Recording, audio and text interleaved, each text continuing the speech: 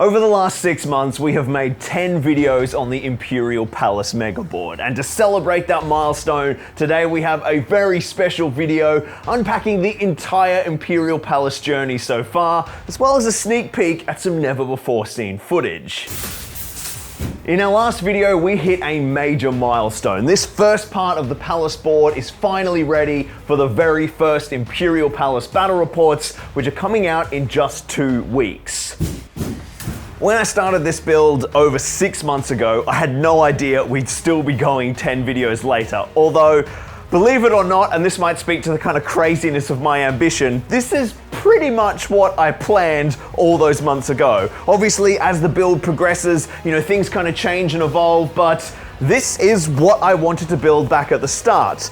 But my plans for the future of this build have just changed dramatically. This is just a cheeky little bonus video, and 2 weeks from now, our cycle will reset with a double upload. The first ever with a big Imperial Palace update on Zorpazorp and the very first battle report over on Warhammer. So today we're gonna look back on the entire build process of the first chapter of the Imperial Palace. So grab a paintbrush or a scalpel and sit back and get stuck into some hobbying. So we have a wicked journey ahead of us today, and at the end we're going to see some sneak peeks, some unreleased footage, as well as have a bit of a discussion of what the next 10 videos might look like for the Imperial Palace. It's time to build the Imperial Palace on Terra at the height of the Horus Heresy. Now, this isn't the first time I've worked on this project. Last year I began to chip away at a few areas of the Siege of Terra as I created my collection of Heresy scenery, but today we're doing something vastly different and building a sprawling landscape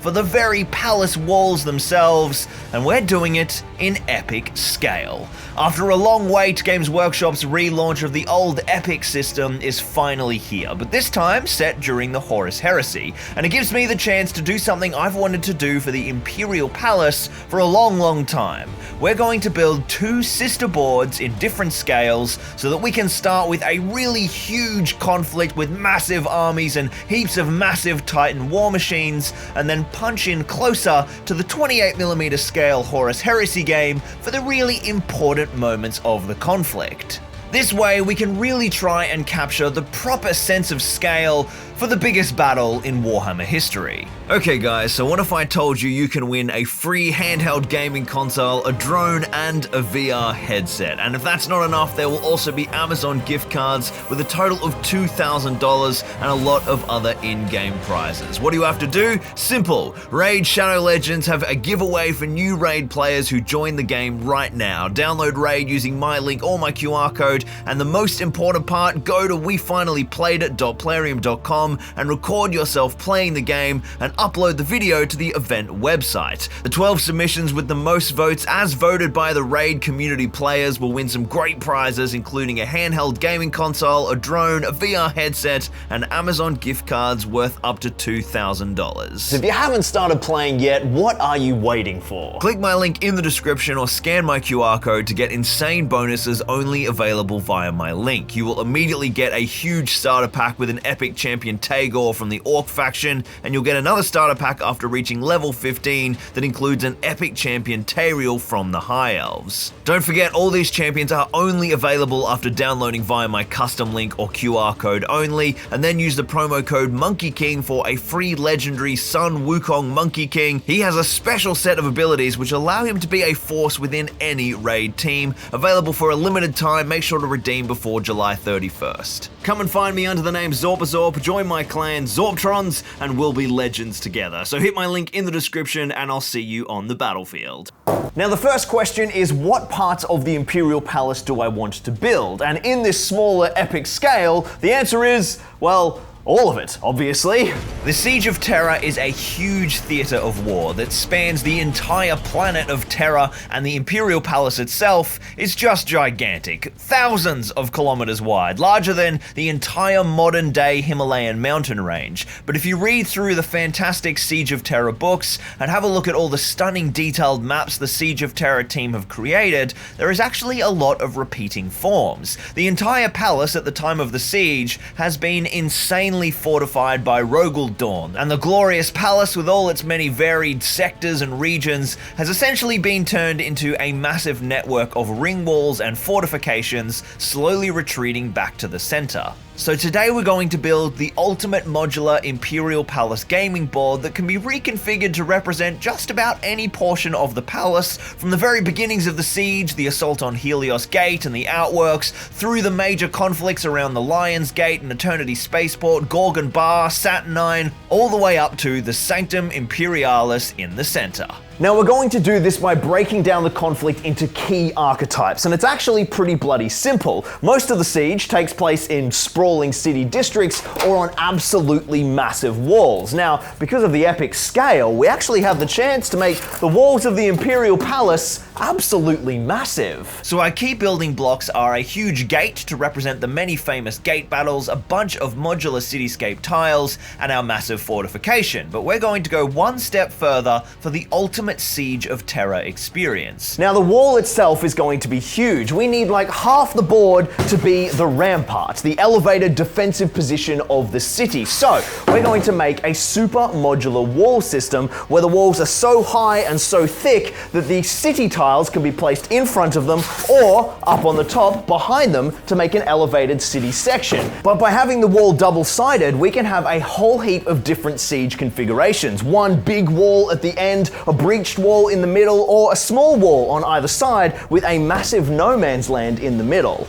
But before we start going crazy with our foam cutting, we have to decide what on earth the Imperial Palace should look like. Now there are some crazy maps and drawings and artwork, but nothing gets me more motivated than referencing actual scenery builds, and lucky for me, Games Workshop flew me all the way to Warhammer World in the UK to check out their massive exhibition to try and spark some ideas and get inspired to build the Siege of Terra. Now there are just a bunch of really fantastic Heresy and 40k dioramas that are great reference and inspiration for sci-fi crafting, but we need to keep our eyes peeled for some specific elements that really match our Imperial Palace ambitions. In the main 40k room, I just fell in love with this amazing Space Wolves bastion under assault by a Tyrannid horde. This thing is massive. That looks absolutely sick, and pretty happy with these towers as well. Look at the flyrant up on the top. That's so cool. So cool. But even though the fortifications are really cool, there's too much cliff work and wilderness showing through. We need a more industrialized, sprawling look to our ramparts, but some useful inspiration here for kit bashing different GW plastic kits into fortress walls. In the next room, I stumbled across an amazing set of Horus Heresy themed dios. Prospero, a World Eater spaceport. These World Eaters are sick. This is all made from the old Forge World landing pad boards. There's heaps of cool stuff in here. Some really nice kit bashing. Oh, my World Eaters just want to march to war. But my absolute favorite of the Heresy dioramas is the Prospero build. It is just so stunning. The blend of hand-carved stonework in its almost Egyptian vibe, contrasting against the incredible technology of the armies battling across it. And this piece I actually think is a pretty perfect reference for elements of the Imperial Palace before it got absolutely transformed by Dawn in his quest to reforge a manifestation of imperial economic success and unification celebration into a fortress of indomitable power in the midst of a civil war. So if I decide to have a few touches of the old palace image showing through the cracks in Dawn's armor, this is going to be my go-to inspiration. But we still need some stronger key references for the main fortress vibe, and I started to hit some success across a wide range of the 40k boards, from an Imperial Guard muster at a spaceport to boards mixing some huge industrial elements by kit bashing Sector Mechanicus components. Nothing beats a wall of Titans, right? This is mental. But I actually am more into the facade, the piece that goes behind it. There's sort of bits of the cut up Sector Mechanicum flooring, the big Imperialis flooring, all these kind of bits of Mechanicus terrain that have been compiled together to make this really sick backdrop. It's exactly what I was doing cutting up my pieces for our Cities of Death flooring, and I just think it looks awesome. It's really cool, not to mention all these sick little displays of the preloaded Titans. cool stuff. In my travels, I did also find some fantastic references for the outworks, which are a network of trenches and basic bunkers acting as the first line of defense of the Imperial Palace in some of the gaming hall boards, as well as the old Istvan V diorama, which is sadly no longer on display, but then all my inspiration dreams were met in one colossal layout, the incredible centerpiece of the Warhammer World exhibition. I don't know if the scale is translating at all or if you can even see my face in here, but this thing is ridiculous. Do you reckon the curator will murder me if I hop in the middle for a shot? I want to be in there, I want to be amongst it. Look at this thing. This is a drop pod smashing into a Reaver. No, a Warhound. Far out, that is wild.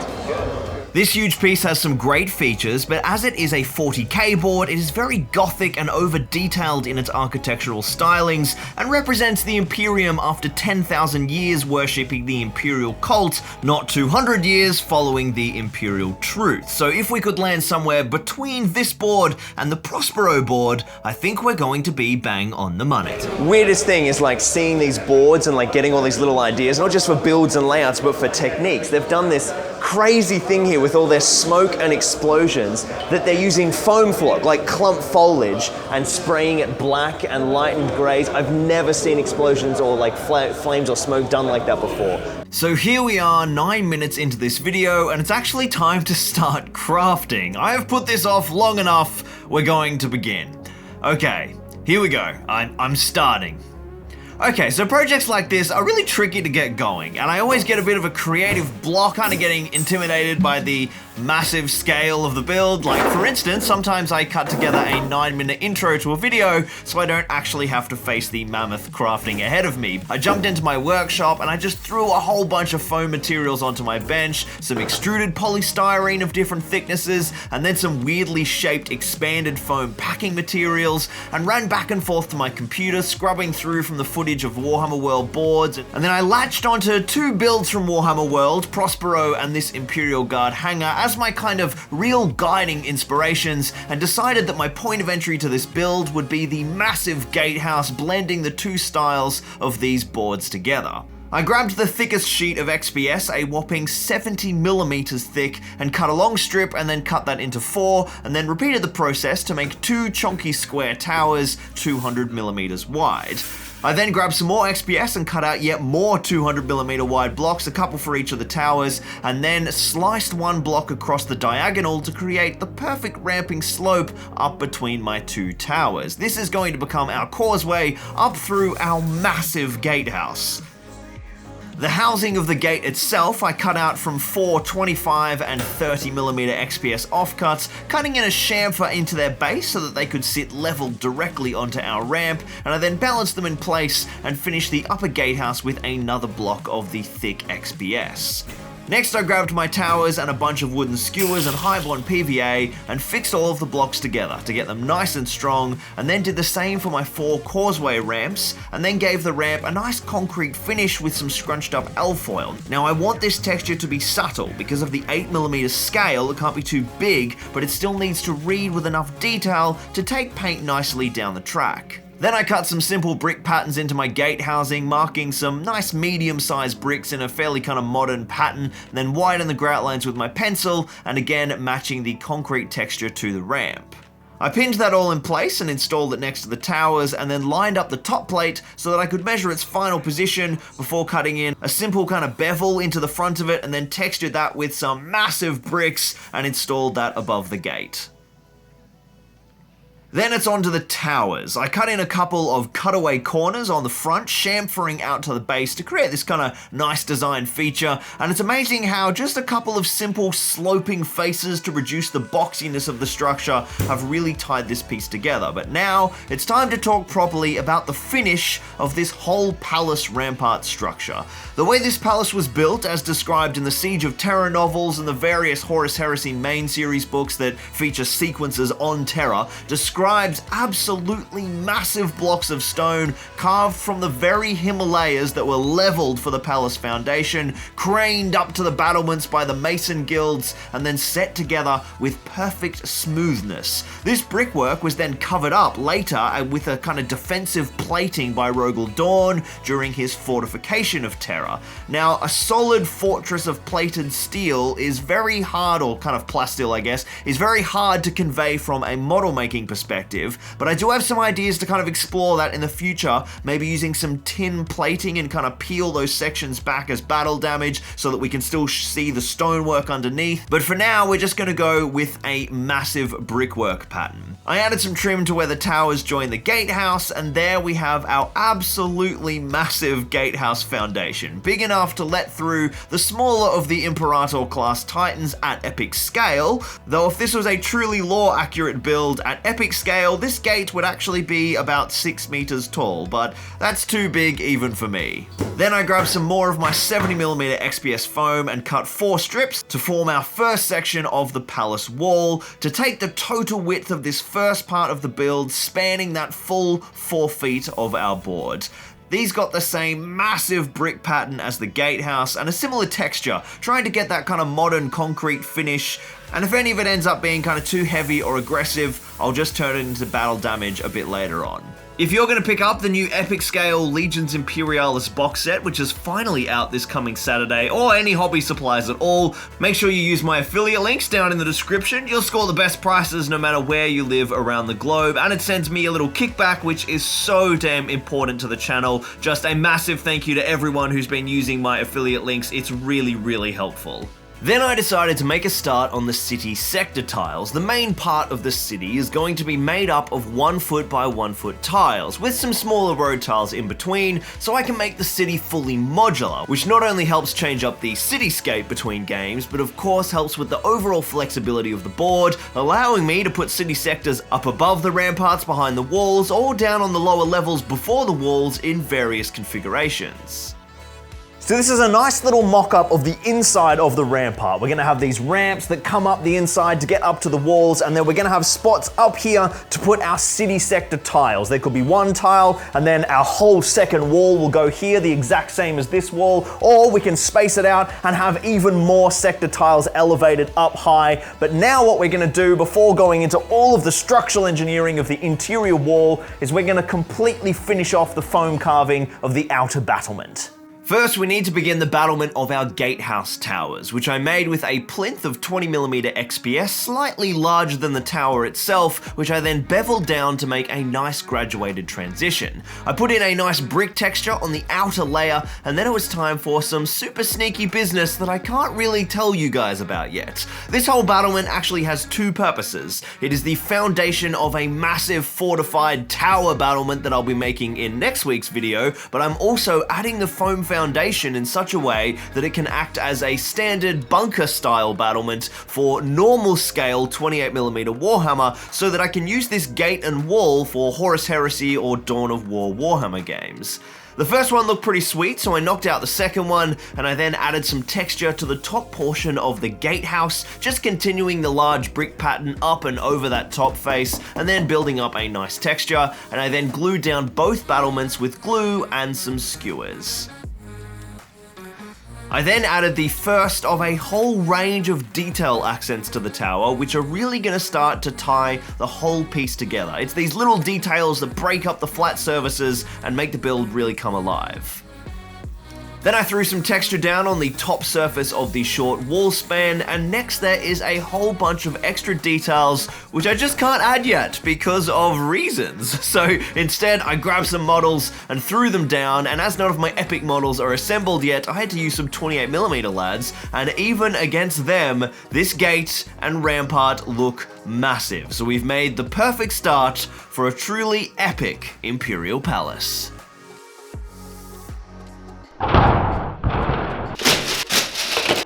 So much plastic!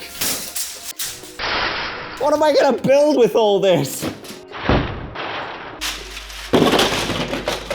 To kick on this mighty build of epic proportions, Games Workshop have sent me a mountain of epic scale plastic scenery. But before we go crazy planning our Imperial Palace, We need to find out what we've been sent. It's time to sort some plastic crack. So first up, we've got just a heap of armies. There's obviously the core box buried under here, but just a heap of different kind of detachments, tanks, infantry, just a whole bunch of forces to fight over the Imperial Palace. That's cool, like crates and silos, spiry roofs. There's a lot of plastic here. Now where things get interesting, of course, is all of the scenery, and I'm seeing a lot of different types here. Modular buildings, spires, different roofing options, industrial pieces as well. Let's have a big look through all of this and find out just what we've got to work with. I dug through the mountain and sorted all the sprues into piles based on the types of building they contained. 20 sprues of the new ruins, which have just come out, and these are like blasted up, damaged versions of kind of everything else, I think. We've got 16 sprues of the manufactorum stuff, 20 of the spires and roof details, and then 100 sprues of the kind of standard epic scale imperial buildings. This is the perfect starting point to build a massive imperial city, but at 156 sprues, I'm not gonna clip this all out by myself. We're gonna need some help. So I jumped in the car and cruised up to Christchurch to my mate Jimmy's place and slapped down all of the sprues onto his lovely gaming table and a bunch of plastic storage tubs and got clipping. 156 sprues of scenery, and we've got 1 day to clip them all out. Let's see if Jimmy and I can do it. We decided to start with the easiest frame to unclip, a huge stack of 25 half frames of standard imperial buildings, and we quickly worked out that with a nice pair of sharp snippers, we could get these off the sprue and basically prevent any need to clean them up, saving us valuable time. So that's 25 of the small sprues finished and done pretty quickly, and they're kind of a lot easier than I expected because it's all lots of small square shapes rather than big kind of complex Gondorian fantasy arches I'm used to. Starting off well, but I still have 131 of the full-size sprues, so a lot left to go. Making a mess, shooting his cutaways. Next, we jumped onto the main building frame, which we've got double the quantity of, and they're double the size, and with the pieces on these way smaller and more detailed, we soon realized we'd gotten way too optimistic aiming to get this all done with just the two of us. We gave up about halfway through this pile, and then switched over to the spires sprue so that I'd have a little bit of everything clipped out to make a start on the build, and ended up clipping out and sorting about 1/3 of the total mountain of sprues. But we didn't even touch the ruins. We haven't touched any of the manufactorum. There's heaps of the main city buildings and heaps of the spires left. But enough to get started, but so many sprues to go. Good effort, Jimmy. Can I eat now? Back home in the studio, it was time to get to work, and this is my least favorite part of the whole build. Right now, I'm super overwhelmed by the scope of the project, and it's really hard to get going, so I decided to just start looking at each scenery kit in isolation, and then make some fancy hybrids later on when I know the materials better. Armed with my awesome odorless plastic glue from Deluxe Materials, which you can grab from Gap Games, linked down in the description, I set about messing with the most basic of the kits, the standard intact Civitas Imperialis buildings. These have a range of parts which can be broken down into two styles. Some thicker set walls which have some large solid structural forms, and then a second set of thinner walls with windows which have two different heights. The window tiles can then also be layered together really nicely for some extra height options, and all of the pieces do have some good modularity, enabling you to make a whole bunch of different layout options. You can see here how the three different wall types can stack together in this simple 2x2 box building, and with the fundamentals understood, I started getting a little more creative, exploring how the pillar joining system enabled me to make longer walls and different shaped buildings. In my second building, I looked at reducing the cross-section in terraces to make a tiered structure, which I think will be nice for epic scale gameplay, and it also looks a lot more visually interesting than just boxy skyscrapers, especially across an entire vista of a massive Imperial Palace layout. I then pushed this even further with my third building to explore using the different wall heights to amplify the tiered look. Then I grabbed one of my 1-foot city tiles that we carved up in last week's video and began to explore the layout of my first city district, and soon realized I'd need a few more structures to get the right level of density, so I knocked out a few more buildings, looking for even more interesting footprints to give the sector some real visual variety. Remember, we're looking for a nice density here for all of the tanks and the troops to have some really interesting combat, whilst all of the massive titans can use the width of the roads and streets that we'll be making later on. I glued down all of the buildings using my tried and trusted combination of high bond PVA and foam safe superglue from Deluxe Materials. This gives me a really long-term bond, but also a super fast grab to the foam, so the pieces don't get knocked flying as I'm faffing about. So there is our first city block, and I kinda hate it, and I don't really know why. It just feels really bland. There are some interesting shapes there, and the plastic kits look nice in isolation, but it's just not coming together on the piece. I put that to the side for now and started delving into our second kit, the Civitas Imperialis spires. Now these things are a mighty pain. They were awful to clip off, so many tiny parts, but they come together reasonably easily, and there's a fair bit of modularity. I started off knocking out 2 of the foundation variants, which are like these plinths that are built with a floor tile, and then I had a look at some of the various kind of column or tower pieces. Some of these are hexagon based, some of them octagons, and they kind of mesh together in different ways, and then there's like a whole lot of various roof options. Small domes, big pointy spires, and there's quite a bit of scope for variation here. I made a bunch of the various components, and then started experimenting, combining them in different ways, mounting towers to plinths, using different roofs, and I started to get a grip to how these could be pretty useful, but I think that they actually look the best when you use them as accents to the normal Civitas Imperialis buildings, coming together as a hybrid build. So I grabbed my second city tile and then threw down a bunch of the Civitas buildings, nothing too massive, mostly like small plinths and then one larger building, and began to play with that layout, combining the 2 kits together, and this definitely worked much better than plonking down these kits by themselves. And I like this sector more than the first one.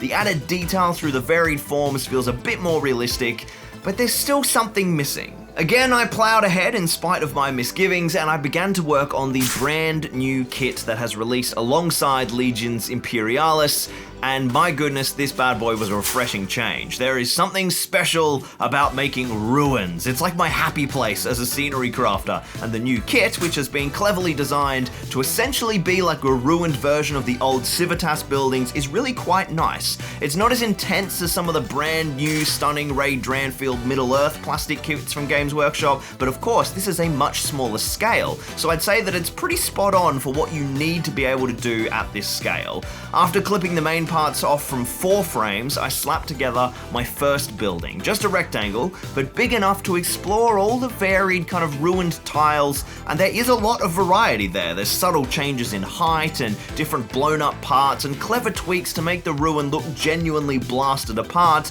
and not just a heap of repeating forms over and over again. And then of course we have some broken floor tiles and interior level shenanigans to play with, which just makes building everything so much more fun than just solid intact structures. There are some challenges of course. This is all very tiny stuff, so it can be a little bit more finicky than the intact building kits, but once you work out the method of what to glue in what order, you can get quite a roll on when you're assembling.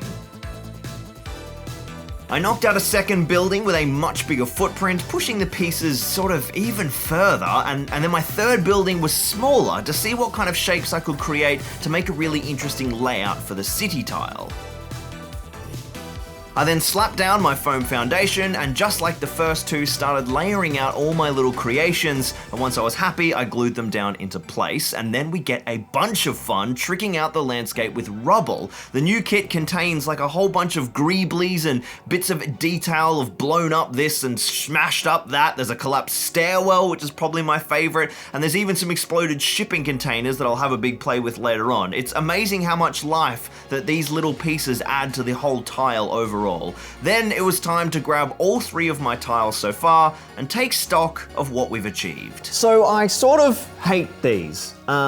There's something about them that's just not working. I really like the kits. I think the plastic kits are really awesome, particularly the new ruins, but something about the way I'm just slapping them down on this sheet of foam. Look, basically what it boils down to is this is a completely different scale, and I'm just not used to building scenery at this scale, and there's something that I need to work out. Now, I've got a few ideas, so let's go and do some experimenting on our 4th city sector and see if we can solve this problem.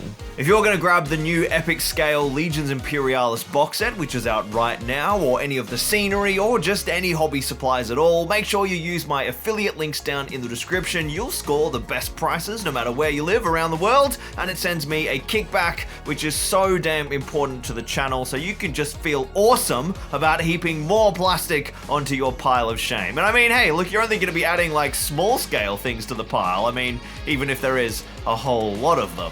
In short, use the affiliates. I love you. Cheers, guys.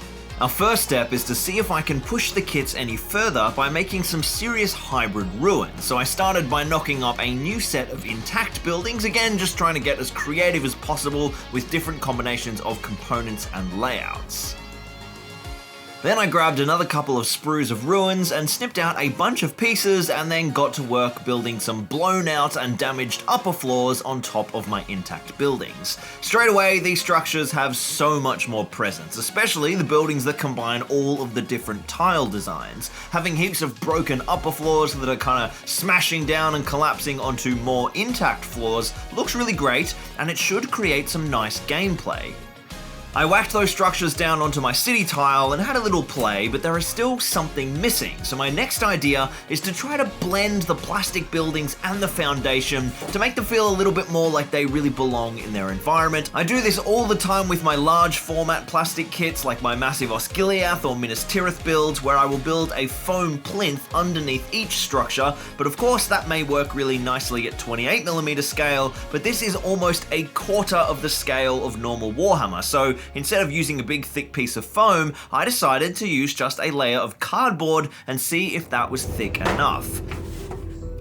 Now the issue here with the cardboard is it basically has very little interesting texture and you can't really carve into it, so it's important that we create detail through the form. So I glued my buildings down onto the cardboard and then cut really carefully around the footprint to hopefully create a nice detailed gutter around each building. Now this isn't not working, but it doesn't look perfect. I might try like a thicker bit of cardboard in the future, but for now, we're gonna try a new method, which I'm hoping is gonna be a pretty big winner. And for this step, we're going to need some foam. Now I think the big issue here is that the board just feels like this huge flat sheet of foam with plastic buildings glued onto it. So if I make a few raised sections for various buildings, like foam plinths that have some little ramps, then we can not only create more varied gameplay experience, but we improve the visuals because that foundation layer isn't one flat landscape, it's kind of undulating and it's going up and down just as the plastic buildings are going up and down. The plinths are super simple, they're just blocks of foam, ramps cut in, and then the sides are patterned with a large set brick and then textured with scrunched up aluminium foil. Then I jumped back into the main studio to return to our massive gatehouse and rampart that we started last week and began to experiment combining with plastic kits into the main foam carved build. First up, I want to build a really impressive battlement for one of our towers. So I made a lower level of windowless walls which have a really nice sloped base that complements the shape of the tower battlement nicely. I started lining this up with the foam plinth that forms that tower battlement and realized I needed to change the back wall to the windowed wall variant just to make the piece fit better, and it kind of looks nice as well. And I then added a bunch of detail trim in foam to support the little buttress pillars that the windowed wall panels have, and that kind of really helped to integrate the plastic and foam layers together. Then I grabbed a bunch more windowed pieces and knocked up a second level, reducing the size to kind of keep terracing as we move up the tower, which creates some nice spots for the defending troops to deploy. Then I grabbed the Manufactorum sprue and had a look at all the cool industrial details for the very first time, and some of the silos that you can build really reminded me of the shape of the shield generator from the Hoth Echo base in Empire, And as these ramparts would be part of the Aegis generation network, I glued one half of the silo together and then built another small intact building and a big sexy spire and threw that all down on top of the battlements, and then whacked down the city sector tiles that we've made so far, even balancing one of them up above the walls to give us an idea of where we're going with the combination of city sector and palace walls. And I don't hate it. There is still something eluding me here with this build. The epic scale is proving to be really tricky, but I'm confident that if I keep layering more and more details and building what we've got here, we can make a really nice Imperial Palace. The city is just not working. We all had a big chat in the comments of the last video, and many of you pointed out that we need more detail and definition to our city planning, and the folks at Games Workshop agreed, so they sent me something that just might help. 5 boxes, 6 tiles in each, that is 30 square feet of Imperial City tiles. And they show some promise, but there are some concerns. I have a feeling I might be hacking up some Games Workshop tiling again. Why? Why? But for now, we're actually gonna start with the gate, because it's just not big enough. This gate is massive. It fits an Imperator Titan at epic scale or a Warhound Titan at 28mm scale, but the walls just aren't that imposing. If we jump back to the amazing footage of the centerpiece diorama at Warhammer World, the entrance to this Imperial city is so breathtaking because of the sheer height of the walls. The plummet down into a chasm spanned by bridges, it's just so captivating. By having the walls continue below the playable area and the gate accessed by a bridge, the visual height of the wall looks incredible without making the height that unplayable. It just looks amazing. So we are going to do the exact same thing, but instead of $1 million worth of plastic kits like Warhammer World, we're going to start with a foam foundation and then fortify the foam walls with redoubts and bastions made from plastic kits to add flair and detail just like we did with the first tower battlement.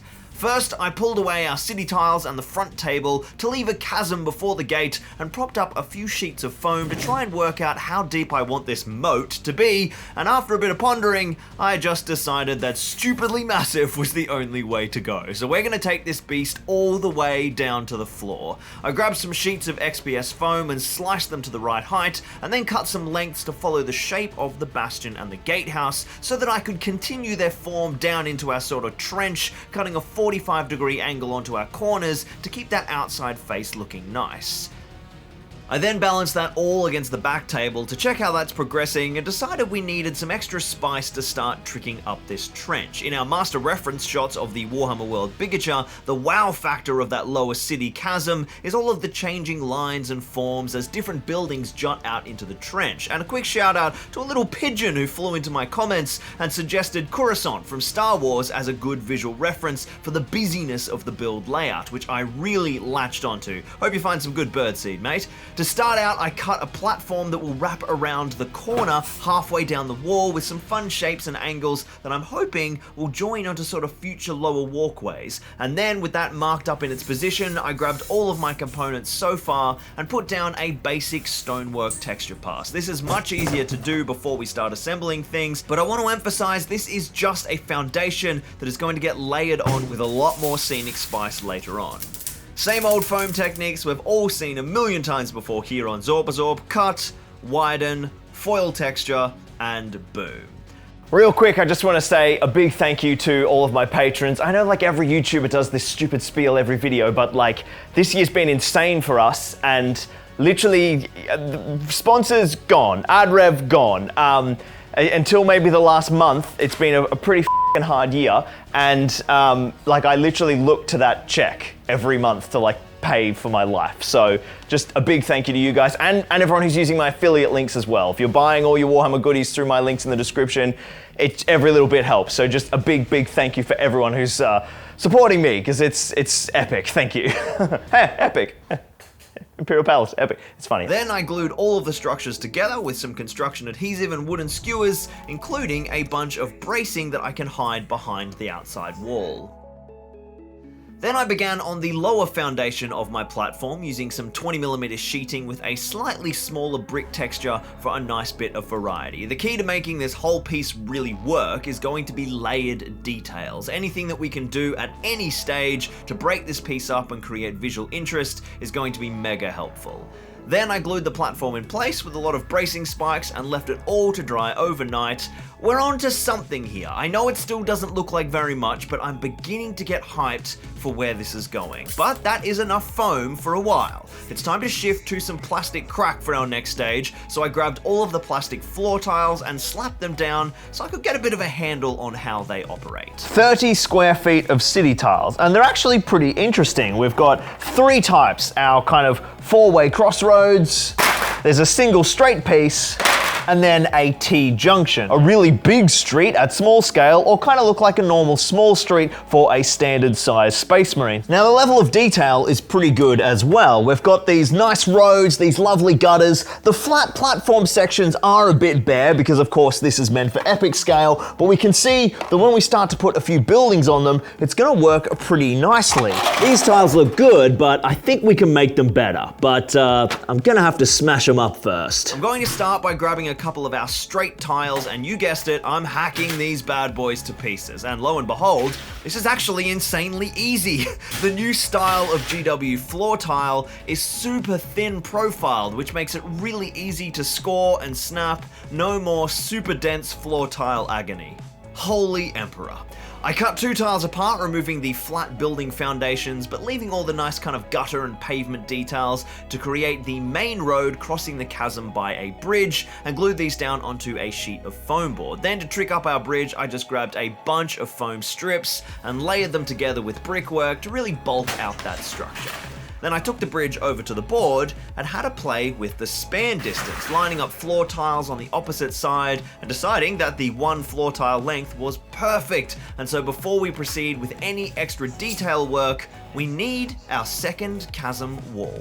I slapped this guy together much like the first, creating a bunch of textured patterns and some variety by breaking the wall in the middle with a cutaway corner. And if anyone gets that reference from a Zorpazorp video in 2010, I'll be very surprised. And then I added in an angle piece to make a chamfer that matched the same sort of angle that I'd made on the opposite side with the lower platform. I was running out of foam, so I had to get a bit creative, joining smaller pieces together and then bracing them from behind, and I then hacked up some more road tiles to continue the double lane highway from the bridge onto the first row of city tiles, and that's all looking like it's going to function quite nicely. But what this epic chasm really needs to build up that depth of city life is more platforms and walkways down on our lower levels. So I cut up another straight tile, this time making the road width even smaller, cutting that finer guttering, and then mounted it to some foam board and gave a nice set of foam details for the balustrade and the structural supports beneath, and then made a second walkway that was even longer and installed them jutting out from our lower platform at some interesting angles to add real spice to our trench. In fact, I've fallen so in love with this whole kind of lower city idea that I'm already dreaming of like elevator style tiles up above that allow units to teleport up and down between our upper and lower city zones. With the rough outline of the chasm working pretty well, it's time to make it stop looking like hot garbage with a detail pass starting on our gatehouse side. This process involves basically just layering as much detail as we can in both foam and kit-bashed plastic to transform a wall that's just a sheet of foam into a realistic looking fortification. I started with more balustrade trim all around the lower platform, lining up with our walkways, and then glued both walkways in place so that they were fixed solid. I then added some foam struts to accent the lower battlement foundation, joining them all the way up to the trim and helping to break up that uniform brickwork, and already we can see a vast improvement on the platform, but of course these walkways need to be going somewhere, so we need a gate. I looked at 2 options, some big doors from the old Sector Imperialis ruins from 2005 and the new ones over a decade later, deciding that the grander scale of the new style suited a gate of the palace undercity a little bit more. I marked up its position and cut out a slot, and then textured the exposed foam and then glued that in place with some foam safe superglue from Deluxe Materials, and then added some detail trim with plastic pillars and foam stripping to kind of blend the gate into the fortification around it. Then the main wall needed a bunch of accents. I softened the hard corner with a beveled trim piece and then added just a bunch of vertical stone buttresses, all in like a smaller brickwork pattern to try and contrast with the really big chunky blocks of the main wall, and then finished with a nice chamfered top to create a bit of form that is tapering to that upper foundation. And I just loved that look so much, I added 2 double buttresses on the massive wall below the main gate, and then our first side is looking pretty sweet. The second side was in for much the same treatment, but just needed a few extra strips of detail and buttressing in places to cover those dodgy joins where I stuck the short sheets of foam together, but I tried a few different size struts and buttressing just to create a real mix of shapes for kind of extra visual detail, but all following that same sort of tapering form. Of course, we also need 2 new gates, which I made from joining several of the newer ruin accessories together until I had an archway that was kind of similar to the main gate on the other side, and again finished them with pillars and foam details to keep that architecture consistent. I attached foam battlements to the top to line it up with the main bridge, and then glued in a few pieces of cut down road tile to make the chasm shape really mesh with the tiling layout, and there we have a really good start on our chasm, which I think is absolutely working. You guys must be so bored of watching me cut foam, but the trench is basically done for now anyway, and I'm really thrilled with it. Looks awesome, but now it's time to really start smashing up that huge pile of plastic we have, and we're gonna move on into bringing some life into the actual city. If you guys are going to play any Legions Imperialis, just a quick shout out to my mate Con's new sort of like social networking app for finding other wargamers. It's called VoxLink. All the links are down in the description. You guys have probably heard me talk about it before. It's awesome. So you want to find games, get on VoxLink, go check it out. I grabbed my 4 experimental city tiles I made in our last video, and I just ripped them apart. It was a really fun case study when we made them on building different city sectors, but the pieces just aren't working, and not only does this look way better using these buildings straight onto the plastic floor tiles that they're intended for, by keeping the buildings loose and not gluing them down, I get infinite modularity. I can also destroy the buildings during the game, which actually happens in Legions Imperialis gameplay. I scattered all the buildings I built around the layout just for a bit of fun to see what we're going. Look, we need a lot more density, I think, but before we kind of go and build a million more buildings to really trick this out, I decided to do a rough mock-up of one of our kind of full modular city layouts. And now that I see these buildings down, because they're so tiny, I don't just want this to be one big flat expanse coming out from the gate. I'm going to do a bunch of little terraces. So I grabbed a bunch of foam and slapped together some low walls and then a couple of ramps and split that outer city into 2 halves, and I think that is going to make for much more interesting gameplay.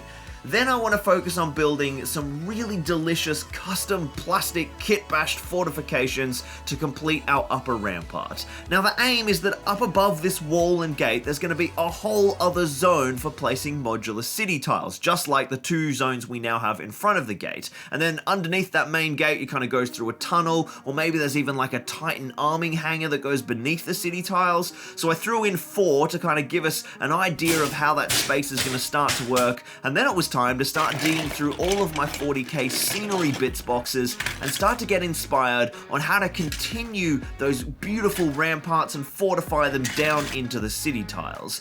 My first big win as I rummaged through pieces was some Baneblade turret parts, which have like really crazy looking cannons and guns and armaments, so I glued some of those up to start to get a feel for what was around, and I really love this just monster volcano cannon from what would be a Shadow Sword build, and then these 2 Vulcan mega bolters are just going to be perfect to cover the causeway leading to the gate. Then I found a whole bunch of really old bits from that very first city build I ever did, which maybe like a couple of you would have seen in a video back in 2010, although you will not find that video on YouTube now. It is hidden dark deep within the vaults. Hey there guys, Games Workshop, we're a bit boring, so this is really why I'm doing these videos, and there's bloody no inspiration out there at all. I'm old, Gandalf. And there's just so many cool accessories in here, buttresses and detail pieces that we can use to trick up the palace walls, but also just a whole bunch of las cannon arrays and heavy bolters, lots and lots of goodies. But where do we begin? So I've added in all of those cannons and turrets and armaments, and I think that's going to work really nicely. Our next step is to just grab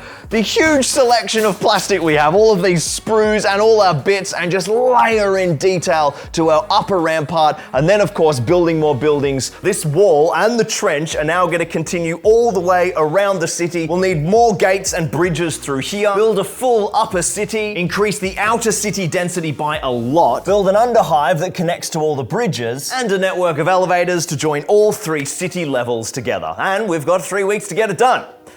Cool. Let's get crafting. So I know a lot of you guys get a bit frustrated sometimes about how long it takes me to finish these massive builds. So in today's video, in the face of the huge amount of work left to be done on this board, I'm going to try and take a different approach. And let me know in the comments below if you think it's a winner. Instead of leveling up a whole bunch of the build at the same time from the ground up, I'm going to try and get part of this build to a pretty semi-finished stage so we can all get hyped about where this is going. And I'm going to begin with the massive gatehouse and rampart. It's the part of the board that really personifies the Imperial Palace the most strongly, so I think it's going to G us all up nicely. With the foundation of that upper city now finished, it's time to begin work on the part of the build I've been looking forward to the most, kit bashing some armored battlements for the palace walls. Assembling the buildings we have so far from the epic scenery kits has left me with a heap of floor tiles and the smaller size of walls, so I thought they were the perfect way to reinforce our battlement and get a little bit of that epic scenery flavor into our foam carved build. This massive volcano cannon emplacement from a shadow sword or bane blade kit is also a super imposing feature on our first section of wall, and it makes a nice focal point to build around, which I then jutted out over a foam plinth, and by overhanging the battlements I can then use a second set of low walls sloped up underneath to create some maciculation gun ports to cover the huge trench and also help accent the form of the walls nicely. I then used some upside down large epic scale walls and a few buttresses from the old Cities of Death kits to further help integrate the foam and plastic components. Then I knocked up the second half of our first battlement, varying the shape and the height of the defenses for some visual interest and to kind of build up towards the massive height of our rampart tower. More maciculations really tie it all together, and then it's time for some more Dakar. And this is basically every spare weapon that I can find in my bits box, which should see the defenses reasonably well armed. I started adding some more details to the battlements with a backside of the Baneblade turret to make like a kind of cool bunker behind the volcano cannon, and then put some extra details around and how to play with mounting the first of my turrets, using lots of mini platforms to integrate them nicely, as well as the odd piece from the Manufactorum epic sprues, and I'm just loving how this first battlement has really kicked off. I moved along to the battlement above the gate and started knocking up a similar structure, although this time experimented with accentuating the shape of the gatehouse, so making the fortifications larger at the sides where it joins the 2 towers. I actually made this battlement in 2 halves to get it spaced evenly across the gate span, and it also made a sweet spot for a turret mount in the center, and the maciculations just look super menacing looking down over the causeway. Then it's time for more Dakar, starting off with some las cannon turrets that are going to cover the causeway. I created mini bastions using the same upside down epic wall tiles and Cities of Death buttresses as before, jazzing them up with some cabling and a turret mount this time that I kit bashed from the epic scenery Manufactorum sets. Then I've got 2 absolutely beast Vulcan mega bolters from the Stormlord Baneblade variant, which I then built a housing for out of foam so that I could mount them as like casemate emplacements, and I managed to keep their up and down rotation as well. And then the big decision is where to mount these, above the gate or on the chamfer of the towers. Now I could not decide, so thankfully I just made my Patreons in the Patreon Discord decide, which saved me like 20 minutes of solid agonizing, and they voted for the angle position to keep these as a like last line of defense right over the causeway. Seeing as the Baneblade parts are working brilliantly, I grabbed all of the large turret components of an actual Baneblade that I had left over when I made the Shadow Sword variant, who some of you might remember. I made it as complete as I could and then knocked up a simple structure out of epic scale scenery pieces for the top of the second tower, and then extended the base of the Baneblade turret with some foam brickwork so I could mount the incomplete Baneblade armor plating and turret assembly right on top of the tower bastion. And after adding a few extra structures, we have got an awesome little fortified tower. So the battlements are looking amazing. There's a lot more work to do, more details and guns and cables, but before we do that, we're going to jump into the upper city and start to build the really elevated areas of the Imperial Palace. So the first thing we need in the upper city is elevators. So I grabbed some of the 40k scale Imperial buildings that we used for the archway doors in our lower city and knocked up a little entrance structure. And I was initially going to make this just a small little elevator access point, and then as I played around with some shapes in the city, I just fell in love with making this elevator an absolutely massive tower, hinting at the kind of upper levels of the city beyond our upper level. So I carved up a simple foam structure with 3 walls, leaving the back portion open for access, and then mounted our elevator access arch to the front. And then to start integrating this building with the rest of our city, it needed to be tricked out with a bunch of our epic scale scenery pieces. So I made up a couple of structures using the Civitas Imperial walls and spires mounted on top of our larger 40k scale archway. Then I grabbed a bunch of the Legion's Imperialis road tiles and stuck them down in the upper city and cut in an access port for our elevator shaft to go down to the undercity and plonked down our tower. And that is going to work really nicely, but it's time for a lot more detail. I had a really fun idea that this elevator goes up and down with like a smaller infantry elevator to access some sort of bastion that's going to go on the top. So I made an elevator shaft out of Civitas walls, which I mounted to the front, and then I continued it all the way up to the top to make the fortified bastion on the top cohesively joined to the plastic details at the base. This should really tie the tower together and make it feel like a kind of cohesive structure rather than just random bits of plastic glued onto a foam box. I then built that upper bastion with a bunch of full-size and half-size Civitas walls, creating some really fun crenellation patterns to kind of capture the flavor of the castle vibe that we see in a lot of the Imperial Palace artwork by Neil Roberts for the Horus Heresy Siege of Terra series. Shout out to Neil if he's watching. And then I kept blending our foam and plastic components by creating lots of angled support structures to just break up the clean lines of the different components and get a really nice, successfully blended hybrid of plastic and foam. To really elevate the piece, I added more of our weapon mounts on the front and then added a set of buttresses in both foam and plastic Civitas kits to keep blending those architectural styles across the whole tower. And I'm just so unbelievably happy with how this structure came out and how much it adds to the overall skyline of the whole palace board.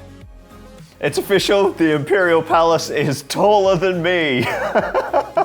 Sometimes it is really fun to just go crazy on a stroke of inspiration and lean into the momentum of a new idea rather than being rigid and getting too stuck in your plans. Well, that is one elevator down, but now it's time for an even bigger one. And this next elevator is a huge vehicle lift for getting titans and tanks from the causeway up into the upper city. I started playing with industrial pieces from the Manufactorum kits, and I found these amazing little cranes which are going to become part of the lifting mechanism. So I knocked up 4 assemblies, 1 for each corner. Then for the lift itself, I built a little magnetizer ramp assembly using the awesome magnetization kits from themagnabaron.com, and I kit bashed that with a bunch of Manufactorum pieces, and then just built a simple foam platform which I detailed with a few pillars of Civitas buildings, which will become the elevator cable mounts, and then just a heap of plasteel and ceramite reinforced stonework consisted with all of the Imperial Palace architecture so far. Then in the upper city, I put in a bunch more of that stonework and ramps as well, and some chopped up Legion's Imperialis road tiles, and fleshed out the main structures here and created a home for our elevator to operate, and then roughly installed our large silo gantries and the platform to make sure that it was all going to operate nicely together, and installing a few little extra Manufactorum details to start building up the mechanics of the elevator. So everything you've seen so far in this video is about 50 hours work, and I probably have enough footage for a normal normal video. But after the response to last week's video, we are going to do something special. If you don't know what I'm talking about, I'll link the video down in the description, but I was just blown away by the support that you guys gave both me and my family. Thank you so much to everyone who either joined the Patreon or became a channel member or went and bought supplies from my online shop that I'm closing down or super chatted. It was just super humbling. It's been a really hard 12 months, and the next 12 months could be even harder, but having you guys on this journey with me, it just gives my YouTube channel and Zorpazorp a fighting chance. I even managed to order some of the shelving units that we talked about in last week's video to try and organize some of this chaos. I'll show you those next week, but it is just so meaningful to everything we're doing here to have your support. So thank you so much. And I read through all the comments as well, thousands of them. You guys want to see finished boards, and so do I. Obviously, these boards are massive. We can't do them all in one video, but I thought today we could try and finish this part of the Imperial Palace. Instead of moving on to the next section of walls next and leveling up the whole build at once, let's throw down the final detailing and the paint and the weathering and get this piece complete so we can finally see a little chunk of what the Imperial Palace is going to look like. I knocked up one last building to fill out the streets in the upper city, and then it was finally time to glue in our gatehouse and start blending it into the walls. I grabbed some multi-purpose filler and slowly moved across the entire piece, filling and blending any strange gaps in our masonry, sometimes with a spatula or just getting messy with my fingers. Sometimes I needed to recarve some of the grout lines if the filler went a bit heavy, and any filler that spilled onto plastic detail can just be washed back with a wet toothbrush. Then it is detail time, and this is probably the most fun step of the whole process, and I could have easily spent days fiddling with all the various greeblies in the epic scale scenery kits. I decided that my first job was to better integrate that now glued in gatehouse with a series of plastic doorways nestled into the rear and the sides, using the large double-sized gates from the Civitas kits because those can actually work at both 40k and epic scale. Next, another door on the side of the gatehouse, and then I started moving into smaller details. I grabbed some heavy stubbers, which can become like massive flat cannons at epic scale, and mounted a series of 5 covering the causeway from above, and then mounted another door to that battlement to keep blending my foam layers together. Down on the front of the gatehouse, I used some firing ports from the Baneblade kit to add some more kind of plastic detail to the lower chamfer of the bastions, and then it was time for piping. So much piping and cabling. A lot of you guys have been banging on about pipes in the comments, so buckle up for some major pipe porn. I clipped off every single piece of cabling and pipework from the epic scale Manufactorum kits, and then started mounting a whole range of different assemblies all across the back of the gatehouse to kind of jazz up the flat foam surfaces here.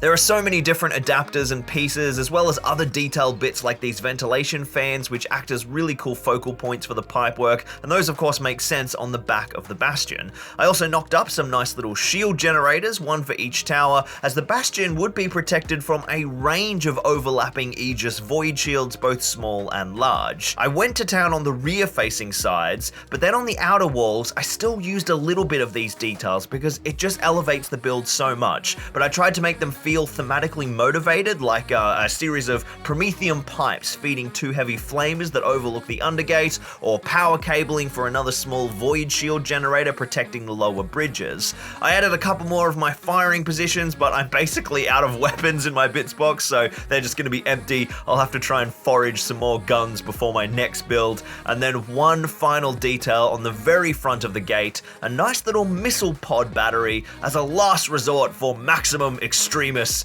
And there we have the first section of the upper city completely ready for paint. And this time we're doing something a little different because this beast is just massive. So it's time for a big old spray gun and some house paint. I got the color to match my spray can primer, and the spray gun obviously doesn't melt foam like aerosol cans do, so it's a great first layer on the foam, and it's also insanely cheap in terms of paint. But the house paint doesn't really adhere to the plastic very well, so all the Games Workshop details got hit with my Rust-Oleum spray can primer first to get some nice nice adhesion in that base coat, and then once everything was wonderfully dark grey, I grabbed a light grey rattle can and applied a top-down zenithal to the entire board, using the angle of the can to help accent all of my carved and plastic details to maximum effect. I'm such an idiot. There's no way I'm getting this painted today. I just planned out my scheme and it's like 30 or 40 hours to paint this piece. It's amazing. You don't read the details until you prime it and see the size of the blank canvas. So this is not getting finished today, but we got it primed and it looks amazing. And I'm glad we went the extra mile, because in the grim darkness of the 31st millennium, there is only war. My Imperial Palace on Terra is of course set during the Horus Heresy, which means it is absolutely under siege, and so far we've made some good progress on the ramparts and walls that are holding the forces of the War Master at bay, and under the protection of their Aegis Void Shields they are in pretty good condition, but in the city sector before the walls it is time for some destruction. Back in December we had a play with the new Civitas Imperialis Ruins kits and knocked up a few of the ruined city pieces, and they are great little elements, but we need the density and scale of the devastation to match the resolute might of the first section of walls that we made last week. And as a reminder, this is just the first section of the wall, which will be about 4 times longer when we're done. Hey guys, Lockie from the future here. In this single video, you are about to see this board triple in size, and stay tuned to the end to see a massive section of the Imperial Palace fully painted, finished, and ready for gameplay. As I began planning this next step of the build, I pored over my 2 pieces of key reference, the stunning Siege of Terra artwork by Neil Roberts and the amazing Warhammer World centerpiece diorama, and I made a pretty stark realization. This trench is way too small. The reason the Warhammer World display has such presence is the tiered layers of battle, the fortified upper bastion, the long bridges over their trenches, and then the chaos and destruction in the plains before the fortress. Now I've been trying to capture the same vibe with my Imperial Palace, but because my trench is so skinny, you barely even really notice it. I'd kept it 1 road tile wide to try and conserve those plastic road tiles when making the bridges, and to make sure it doesn't take 5 turns just to span when you're playing, but it's time to throw that all out the window and make this trench the absolute best it can be, and it gives us the chance to make even more of a feature with extra points of interest in the Undercity, which is the lowest level of my 3-level Imperial Palace build. My first step was to knock up a second section of the primary bridge, which is pretty simply made from 2 straight road tiles cut down and glued side by side and then detailed with foam, trim and supports. And straight away, we have an amazing opportunity to jazz up the trench by creating a bridge support that goes in the center of this bridge span and continues down to the bottom of the trench. I started by extending a small section of bridge out from the gateway on the city side of the trench, using an off-cut piece of road tile and my usual foam trim, and mounted it underneath the gate. Then I glued my double bridge span together for the top with a bunch of skewers and liquid nails, and then once that was fully dry overnight, I trimmed all of the foam details to get them lining up nicely, and then filled in all of the gaps with some filler and acrylic putty. I also knocked up a small bridge to extend our second gangway using a thinner section of road tile with the same foam trim style, and did a neat little test fit, and then it was time to start exploring the big pillar support. I got a huge block of 70mm thick foam, marked it up and carved out a nice interesting kind of core structure, and then gave that a texture with some large style bricks and cut an archway out of the base for our lower gangway to pass through. I mounted some details around the archway, a few foam pieces, as well as some Sector Imperialis plastic kit details to keep that consistent with our archways in the trench walls. Then I pinned everything together and had a look at how my pillar would interact with the gangways below, and it wasn't working that well. I forgot to account for the height of the bridge, and this is way too tall. I shortened the height of the bridge and mounted the pillar so the lower gangway would mesh nicely with the archway, and then made a few extra spans for that lower gangway to get it all working nicely, and built the lower section of the pillar out of another massive block of foam, joining it precisely with the piece above to continue that vertical form, fitting the center section of the gangway in just the right place to make those vertical lines of the stone trim and the pillars continuous. I then went against all my hard work to keep everything modular for painting and just started gluing things together. It was really hard to get all of the bits kind of working in harmony without having them properly assembled and bonded, and it was pouring with the rain at the time, so I couldn't paint anything. So that will just have to be a trickier painting process down the track. The final detail was to continue the pillar details from the upper section of the main support down around the gangway and below, and once those were done, the piece just looks so much more cohesive. And even though this took me 2 full days to get this trench widening thing happening, it has become a real feature of the build. Absolutely the right decision. The wider span of the trench not only means, look, I fit in here now, way better for gameplay. The visuals are so much better. Gliding up over the trench. Next we need to move up to here. So these are the ruins that we just had a look at before, and they're fantastic, and I've just got heaps of spare pieces. So the next step is road tiles, ruins, and some big custom pieces. The first step of our upper city is to finalize the road tile layout, and that meant cutting up and modifying a bunch more of the tiles to keep our double lane highway extended down from the first bridge. But to keep our city layout super modular, I actually needed a second double lane highway to cross the first one to give us multiple spots for our future second gate to line up. With the streets roughly laid out, it was time to continue the Administratum City Planner roleplay, and after whacking down the few ruined buildings we'd already made back in December, I decided the easiest place to start for this ruined metropolis was 2 larger structures that represent the top of our elevator towers, allowing units to move down to our new bridges in the expanded trench. I had to play with ideas using the big elevator tower from up behind the battlements, and then got cracking building a custom floor tile that would have a port in the middle joining the roads to our elevator shaft. In the south side, I opted for a corner piece with 2 access roads into the tower, and for our northern tower, I got just a single road tile leading into the shaft, but attached it to part of our double lane highways to give us some really nice options for the placement of these elevator towers.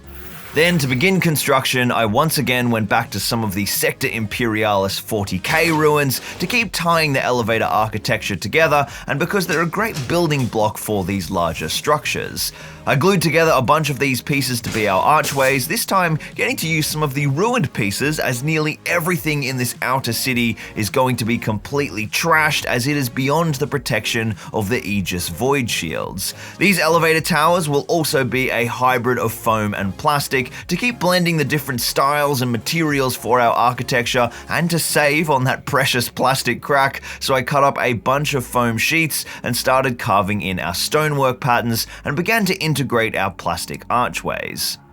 I got excited for the northern tower first, so I mounted our core structure down onto the floor tile with liquid nails for the foam and plastic glue for the archway, and then started snipping off a whole bunch of extra Civitas Imperialis wall tiles to start blending our plastic kits together, beginning with an upper platform above the archway, just like our first elevator tower in the upper city. On the eastern side, I made a smaller tower from the ground right up to the roof, and then added a few pieces of chamfered foam trim to bling up the kind of boring rectangular foam walls. Then I grabbed some spare floor tiles and hacked that apart to be our broken foundation for the top of our tower, and then hacked out a huge chunk of the foam walls to match our ruined plastic pieces. I jumped over to the southern tower and gathered up my ruined Sector Imperialis walls and floor tiles and began to build this structure, this time beginning with the plastic components, which I can just glue straight down onto the road tile, and then I built a foam shape around them. I then went through the full texture treatment, making sure I covered every single surface with detail, and then I glued it all together. Next, I used a huge mix of extra Sector Imperialis and Civitas buildings and ruins to start building up detail on top of this core structure. The top level got another layer of the plastic floor tiles and a custom foam trim, and then the core structure of this tower is done, and it is time for the real detail work across both. Now, I smashed out a bunch more pieces, and I was on a bit of a roll here with the southern tower, so I started adding some really cool outer structures, this time blending in the large Civitas walls with some incomplete spire details hard up against the foam wall to integrate these exterior details with some structures up on the rooftop to make the tower look like this big cohesive structure and not just random Warhammer kits glued onto a foam box. This basically involved putting down a lot of ruins of varying heights, trying to match the damage on the opposite side of the tower, but leaving enough intact walls to create some nice buttress accents to link the lower towers, and there we have elevator building number 1, a really badass hybrid of plastic and foam. Now, the one thing that this first tower is missing is integration within the wider city complex. So for the next tower building, I knocked up some detailing on the rear, and then we set about making the final exterior tower on the western side. But this time, I put in a little broken walkway, which I'll be able to use to connect to a bunch of future city buildings. Uh-oh, Lockie's building walkways again. Tower 2 is now looking pretty good.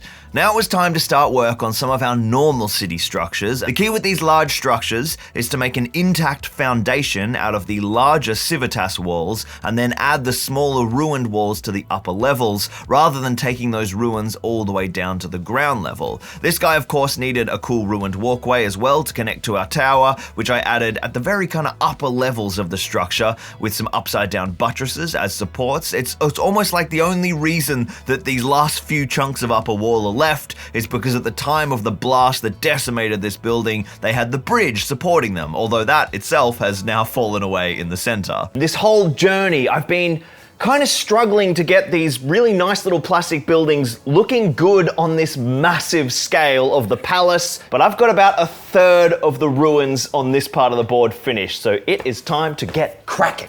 I have big news. Thanks to all of my patrons and YouTube channel members, we finally have some scenery storage here at Zorpazorp HQ. Obviously, we're going to need more racking as, Minas Tirith Imperial Palace on the way, but there is finally a way to get my precious boards up off the ground. So a big thank you to everyone who has rallied behind me since the big scary announcement video, everyone who's joined Patreon or become a channel member or super chatted right here on YouTube.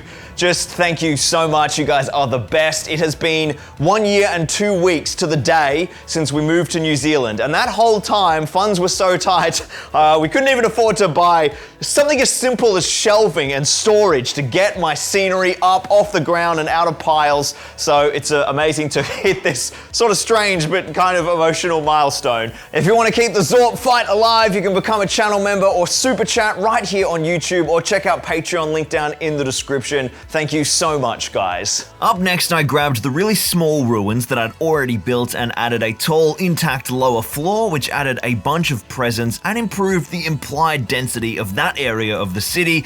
And then I began a big journey to bang out a lot more large, detailed buildings. I won't waffle on about every single aspect as it's a lot of the same, but here are the highlights. First, I wanted a really imposing set of structures for the center of the board, so I created a pair of buildings joined by 2 walkways that would go across one of the city streets. These 2 buildings had some unique floor plans and were quite tall, with the side of each building opposite the walkway blown out and heavily ruined. The layers of rubble and the shattered flooring terracing up the building to the walkways really add some much needed visual interest in this part of the board, but it did use a hell of a lot of pieces. So this density is really working. We need this all over the board, but we've got a little bit of a snag. This is all I have left of the ruin pieces, and I'm just not really sure how far that's gonna go. We have been churning through them, so for the rest of the board, I'm actually gonna build a little bit differently. For the remaining buildings, we're actually going to build from the top down, assembling all of those little ruined pieces into mini ruins, and then building out the base of those buildings underneath those ruins so that I perfectly make use of every last piece of ruined wall. My first big job of ruins assembly resulted in about 10 mini structures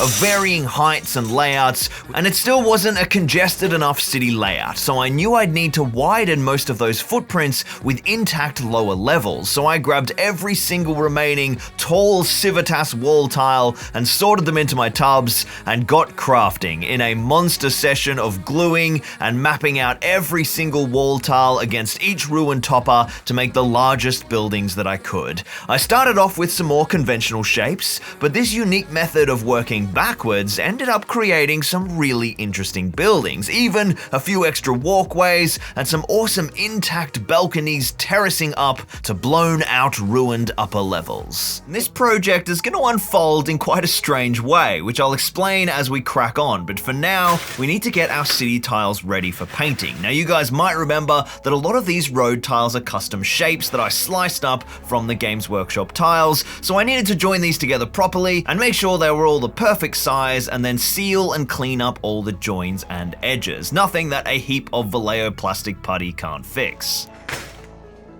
Then I rummaged through all the remaining sprues of the ruined city pieces and found a whole bunch of glorious little rubble piles and small details which I glued down into all of my removable ruined city buildings to begin creating some depth in the rubble profile, and already this city is starting to look good.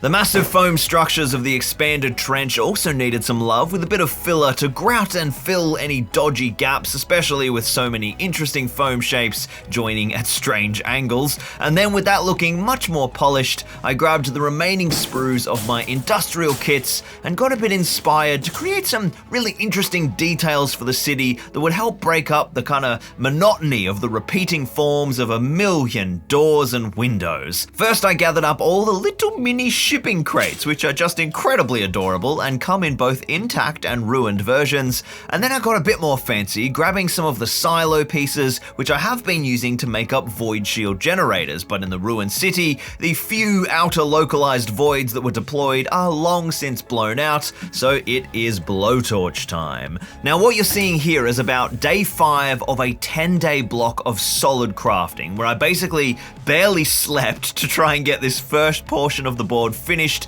and ready for a photo shoot for Warhammer Community. Unfortunately, a bunch of other projects went over schedule in the past months, and my silly dad brain, buried under the lack of sleep from my newborn, mixed up the submission date, so I suddenly found myself with like 2 weeks less to be ready for the photo shoot than I thought. So I started making things in a bit of a strange order. Like for instance, this foam wall here is the first half of the next trench, which will be a mirror of the first trench with more gangways joining the ruined city sector, and then what will become our second gatehouse and upper wall, which we will see a bit later on in this video. But for now, I just made the first half because it was perfect for hiding the trestle tables for the photo shoot. And then I decided that a half pillar, which would become the beginning of our second bridge, would go on the surface of the wall. And that simple addition of a kind of column shape jutting out to break up that big flat sheet of foam just added so much to this side of the city. So there we can see our city ready for paint, and I actually fell in love with the idea of hiding the trestle table so much that when I set up the board for the photo shoot, I grabbed some of my old Dawn of War Warhammer floor panels and built them into the other sides of the build, and this idea, I'm running with it. It is awesome. So I think what I'm going to do in the future is make the kind of ruined city sector in the center completely walled in to the ground on all 4 sides. It's just so immersive. Oh, and also, if you'd like to see this board getting played on, like with models in the future, go and check out my second channel, Zorphammer, link down in the comments, as once we have fully finished this board, I'm definitely going to use it for a battle report. And while you're on there, feel free to check out the Dawn of War Warhammer content over on Zorphammer as well. It's good fun. Finally though, it is painting time. The road tiles first up got a big prime in Rust-Oleum Grey primer, and then an accent pass sort of from the side, kind of low down, to try and leave dark grey in the recesses while I hit that with a lighter grey. Then it is airbrush time, and first up is a blue-grey for our roads. Now getting the right color here, it was an important choice and it was a bit tricky, but once I got a kind of decent base tone over all of the roads, I was really happy with the color choice. I even did the road tiles that are up behind the rampart in the upper city. Then I got every single one of our removable structures, both the intact and the ruined ones, and gave them the exact same prime, but this time on our second pass with our light grey can, I did a traditional top-down zenithal to kind of build up the shadows underneath all our windowsills and our roof lines and all the other horizontal details. While the blue-grey was still in the airbrush, I then used that to base coat all of our roofs on the spires, and I'm just so happy with that color the more I see it. It's nice and desaturated, so it matches the kind of overall grimdark vibe of the city, but it's really helping to break up the monotony of grey. Then it was time to slam down some black. And seriously, if you're using black, don't mess around with diluting black wargaming paints. Just get an ink or a high flow acrylic. In this case, I'm using Liquitex black ink, and this was just a huge layer across the whole board. First, every single window, and I'm not kidding, we are talking thousands of those windows, needs to get base coated in black. And then all of the ruin buildings need a blast of thin black on all of the edges to kind of accent the burned and blasted ruin line. This was a mega monotonous task. A huge shout out to all of my patrons who I kept spamming with photos and chatting to in our Discord to kind of keep me company during the long painting hours on this project. You guys are the best. And yeah, sorry for just absolutely murdering the chat with whip photos, but it helped keep me motivated through all of these painting journeys.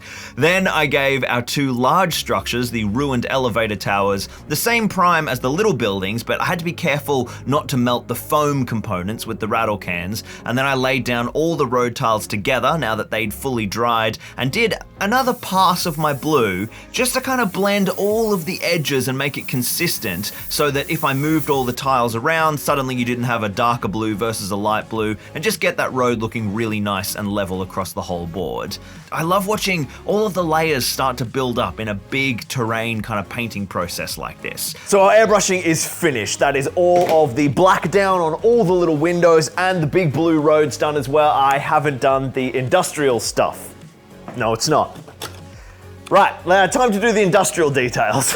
All of the little freestanding silos and tanks and pipes then got a prime and a big pass with black ink, and then I grabbed my old red contrast mix that some of you guys might remember from my Blood Ravens last year, and applied that to all the storage containers. And I just really fell in love with that red color again and how much it added to the overall palette of the city. So then I was like, where else can I use this red? And so I went back to my buildings and applied it to all of the large doors, which I'd already done a black prime on, and that red over the black on the doors was kind of dark and muted and moody, just suited the buildings really nicely. Airbrushing is actually finished now, and it's time to activate the ultimate cheat mode. Yeah, so my whole life is basically a lie. I am never using gold and silver paint on small metal details ever again. Applying these colors with a metallic permanent marker is so easy and so much faster. Imagine if I'd tried to do all these windows with a brush. It'd be like a week work.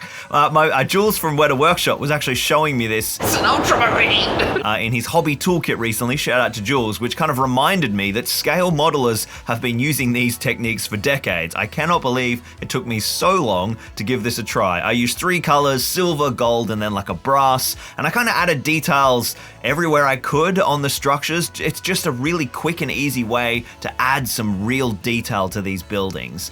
And then before we dive into the washes, I grabbed my spray gun and slapped down some grey primer on all of the large foam trench walls. The spray gun's amazing here because it puts down great coverage really quickly and it doesn't melt the foam. And then I can still do my top accent color with the rattle can. Then it's back to my Liquitex black ink, and I'm just diluting this in water. That's it. No flow aids, no matte medium, just water to make my wash. And the reason for that is that this wash is going to do some pretty interesting stuff for us. As I slap it down on these plastic road tiles, which have a lot of surfaces, the surface tension of the wash kind of folds in and around, and it leaves strange patterns and dries with huge tide marks. And this is an amazing looking effect that added some much needed texture to the kind of flat plascrete portions of the road tiles. It looks like a combination of building up our grime, blast marks from explosions, and the old weathered marbling of the huge stone blocks assembled by the mason guilds.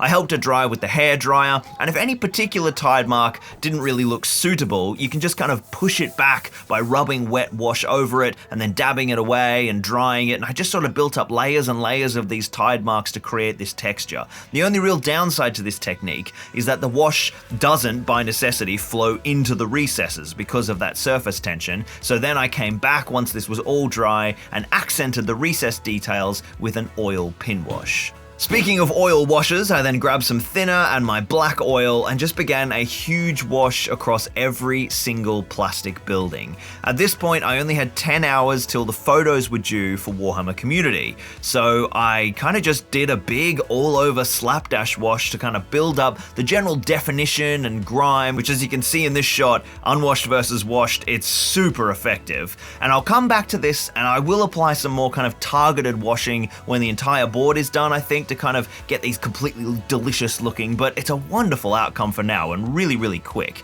Then I had to dress the ruins into the board while they were still wet, so I dried them off as best I could and then got them in place before adding the final detail, a heap of grimdark city rubble, just sprinkled straight into the wet oils. Now that's certainly not ideal, but it will do nicely enough for our photo shoot, and as always, once you add the washes and the rubble to any board, it just gets 1,000 times better. And just look at this beast, man. I'm so happy with how it got and the time that I had to get the board ready for the photo shoot. I think it looks really great considering those factors. I've got the article linked in the comments if you want to see how those photos turned out, and big thanks to Games Workshop, of course, for being so keen to feature this first part of the build on Warhammer Community. So I've had the weekend off and everything is of course now dry, and interestingly those oils leaking off the buildings and mixing with the pigment from the base ready has created some really interesting effects. But before we move anything and keep on building, we need to seal that base ready in place. Isopropyl alcohol and scenic sealant, which is basically watered down PVA and a bit of matte varnish, went down all over the rubble with a pipette. The ISO goes down first, and then when the sealant drops into the rubble, the alcohol breaks up the surface tension and helps it get into all of those layers and layers of rocks and rubble and aggregates. So it's been a big few months here on Zorpazorp. I opened up about how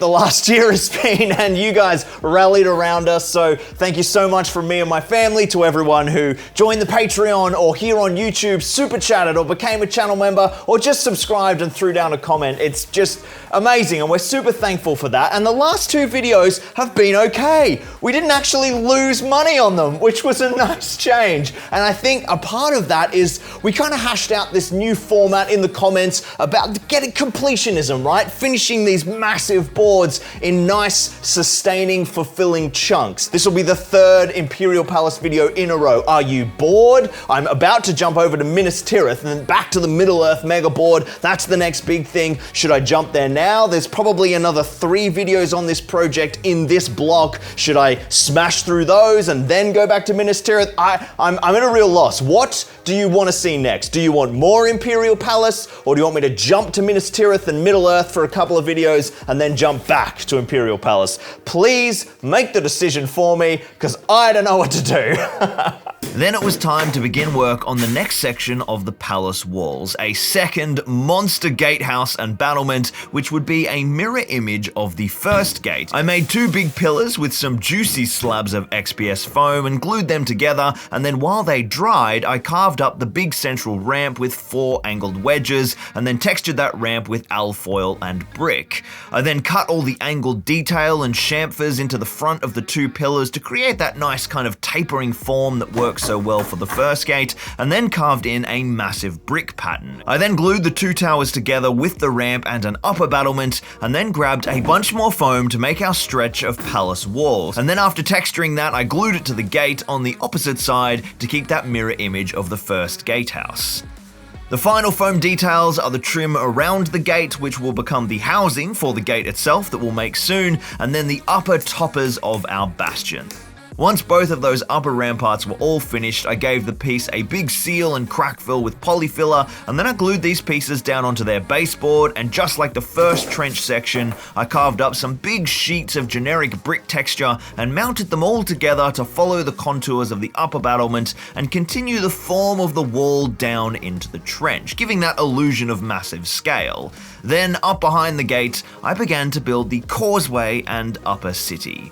This is the exact same process as the first gatehouse with one key difference. First, I made the whole upper city area about 6 inches wider because I realized that I wouldn't have enough room to set out a big Dawn of War base for when we use this board for my Warhammer 40k Dawn of War campaign very soon over on my second channel, Zorphammer, and I also built this so that it matched up really nicely against the back of the first gatehouse, which is probably giving you guys a little sneak peek on one of the optional modular setups for this board, the double-sided Supergate. I began mounting the upper city road tiles, but before fully committing, I need to kind of know how many I have to save for the bridges and the causeways across our next trench, and I want to do something really different with the next bridge to set it apart from the first one, so I decided to make the central bridge span from 2 T-junctions instead of straight pieces, and then take those T's out into little bastions that jut out to the sides like the top of big buttresses, which, might even get little kind of mid-bridge gun emplacements.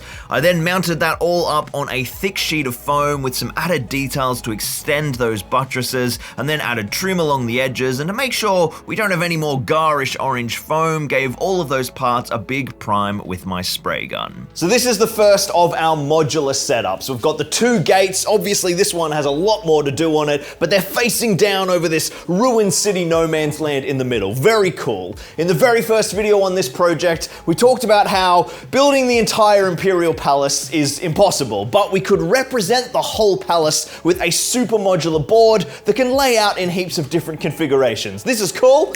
Let's check out what else it can do. To prepare for maximum modularity, I pulled apart the city district and replaced the 6-foot-long trestle table with a 3-foot square, and then moved the new trench and gatehouse setup to the south. And here we've got an L-shaped fortification, like a double-gated corner of any of the major battlements from the Imperial Palace. And once we add even more walls in up here and extra battlements, this one is going to look fantastic. There are actually 6 variant layouts for this build that are totally different, and each of those layouts has a bunch of subtle variations. I'll take you through all of them when the next section is fully finished, but for now, here is the beginnings of one more. But nothing beats a big old straight section of massive castle walls. Now obviously there's a lot left to do, not just the huge detailing of the upper battlements, but patching pieces, the whole trench continuing across, that second causeway and lower city. There's a lot here, but the crazy thing is that these 3 modular setups we just looked at aren't even the most impressive that this board can do. As a thank you to you guys for how much you've been supporting this project, it's time to see the Imperial Palace with some models on it.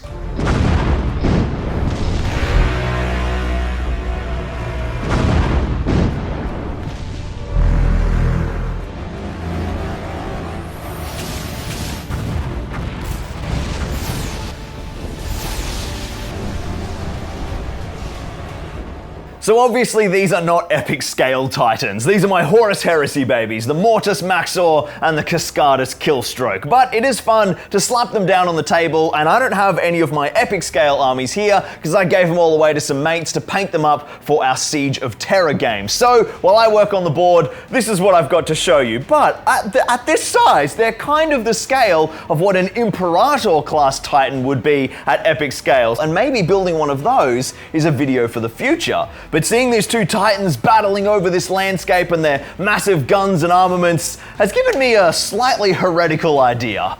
We're gonna scrap them for parts. Now, when my mate Dan from Full Scaled Conflict built these 2 titans for me, he not only did this insane paint job on the Mortis Maxor, that is not a transfer, guys, those flames are painted on, but he also magnetized all of the weapon mounts. And as these titans can't be used with this board while we're playing at epic scale, I thought what better way to try and increase the firepower of the palace walls than to borrow a bunch of mega guns as we build the new battlements and defenses on the different levels of the upper city. Don't they look insanely cute without their big guns? Look, he's like a kind of big turtle thing. Hello. In fact, this whole journey actually began when one of my amazing Megazorp Patreons, Richard Price, sent me over an absolute beast of a contribution for the palace walls. A fellow Titan lover like myself, he's been working on a Warbringer Titan recently, but Forge World accidentally sent him out the wrong gun. And when they sent him a replacement and let him keep the first one,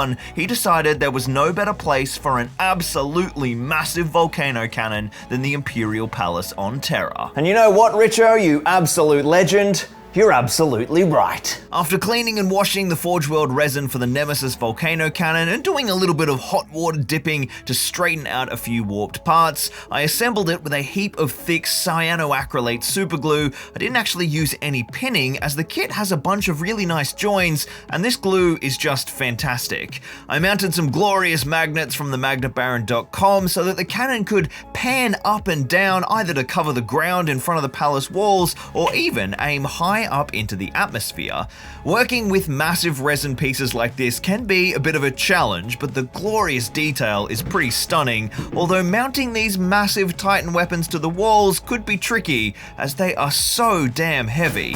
I grabbed all my remaining pieces of epic scale scenery and cut out every single wall piece left on the frames, which was basically just the smallest size of low walls which I'd left behind so that I could create some awesome battlements. Now, before I use these pieces to build my battlements like we did on the last gatehouse, I need to perfectly ration the last of my plastic pieces across the whole palace walls, which is difficult because they aren't finished yet. So it's time to finally join our two glorious gatehouses together into one cohesive battlement of Imperial supremacy. But in true Loki style, I'm making it massively overcomplicated, but by the Emperor, it is going to be absolutely amazing for gameplay. The idea is to have a third trench that cuts back from the corner of our two existing trenches that will not only create some wonderful access for players to stand in the middle of the board and be able to reach everything, but also create a heap more space up behind the battlements for an entire new area to game on.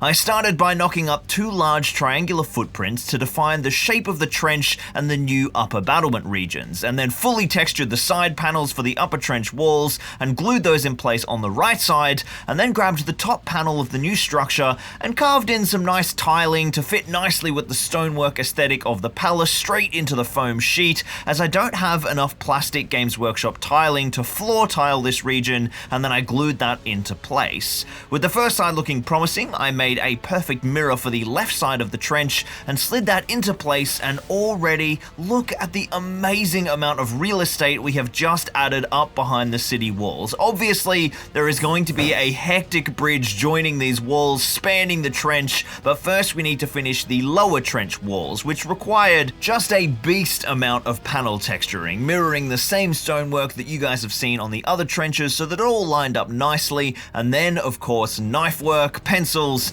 and smashing the crap out of it with Bricky, which was actually done by my new Mechanicum Servitor. That's so good.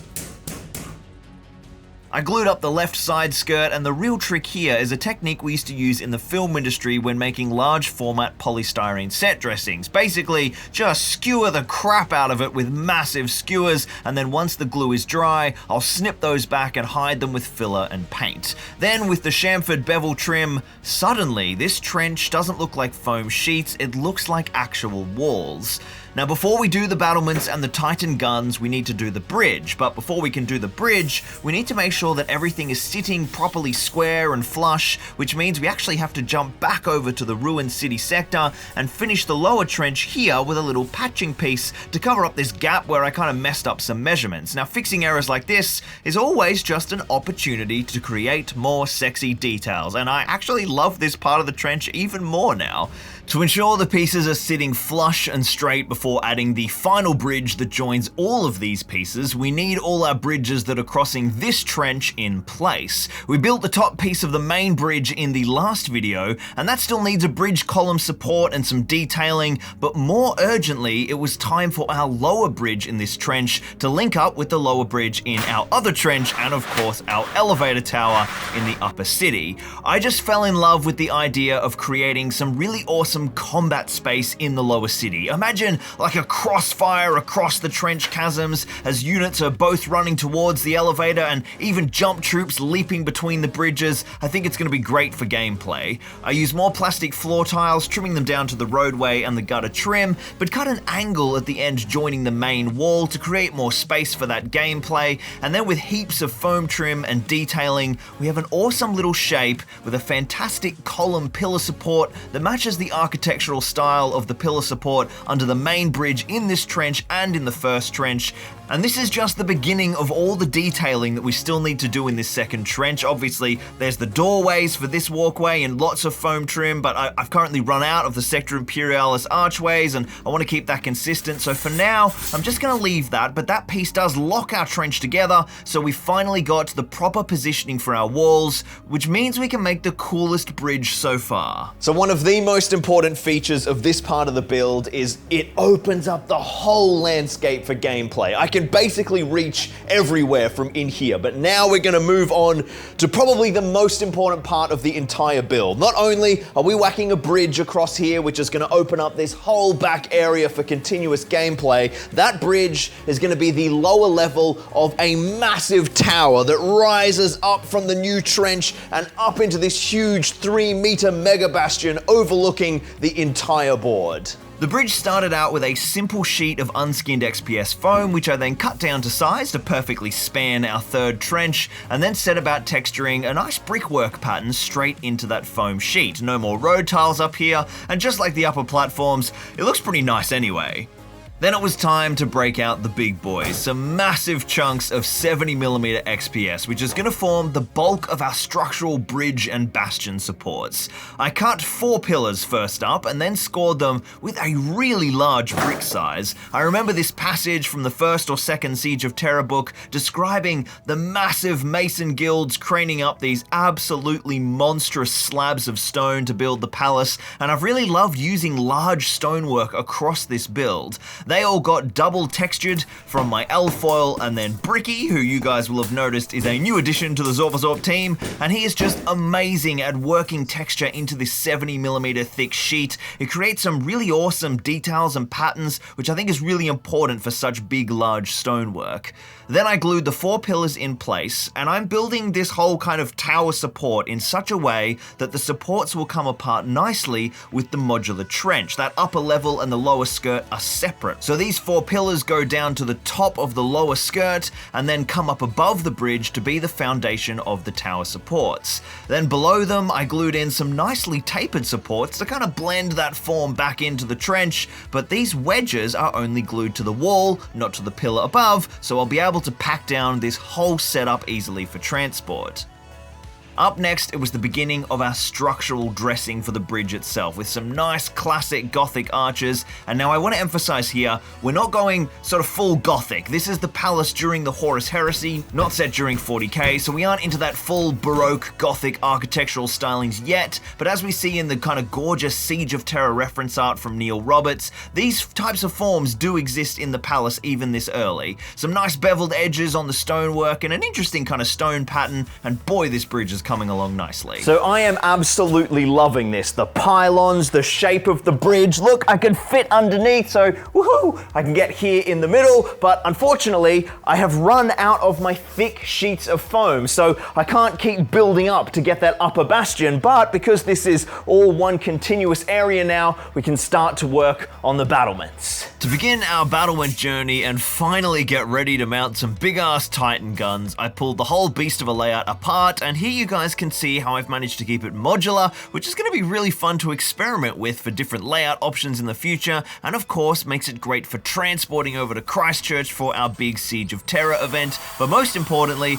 it makes it so much easier to prime with the spray gun. Now I've finally worked out, after building the 2 massive gatehouses, it's really handy to slap down the spray gun prime on the foam before adding the plastic detail, as the spray gun doesn't work well on the plastic, which I can then prime later with rattle cans, and now I don't have to fear melting the foam. Of course, we've also banished all that bright orange foam, which is mega satisfying. So in the last video, I asked you guys if you wanted to see more Imperial Palace or the Middle-earth megaboard, and you answered resoundingly with the Imperial Palace, but a lot of you made the point that it might be really nice for me to change up projects to maximize motivation. And that is absolutely spot on. It's often one of the reasons why I've changed from project to project over the years, and also back-to-back videos on the same thing don't usually work. The views will fall away, and I have to change things up to keep folks interested. But something about this new premise, this new format that we've developed together,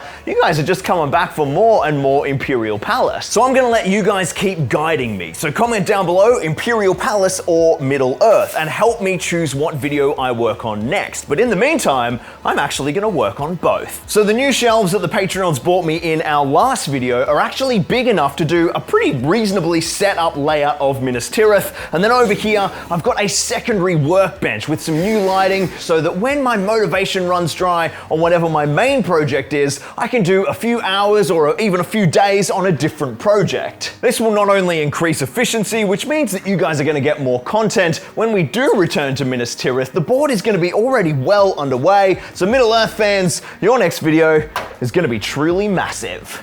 So here's a little sneak peek for the Middle Earth fans, just a little tease, and if you want even more almost daily updates across both projects, I am constantly spamming the Patreon Discord with work in progress photos, so go and check out Patreon, link down in the description below, or you can become a channel member or super thanks right here on YouTube and help keep Zorpazorp alive. A massive thank you to everyone who's rallied behind us these past few months. I mean, look, we're still digging ourselves out big time, but the last few videos are actually working. So let's keep this train rolling. Get in that comment section and let me know, Minas Tirith or Imperial Palace. Right, let's get back to the build. So finally, a bit of spice for our battlements. I grabbed all of our pieces we clipped off, the last of our short walls, and knocked up a couple of battlement features, mixing some small and large wall pieces to match the upper battlement above the first gatehouse, and then had a rummage for some armor plating and slapped them all down above the second gate. Just like our other battlements, I glued these in place hanging forward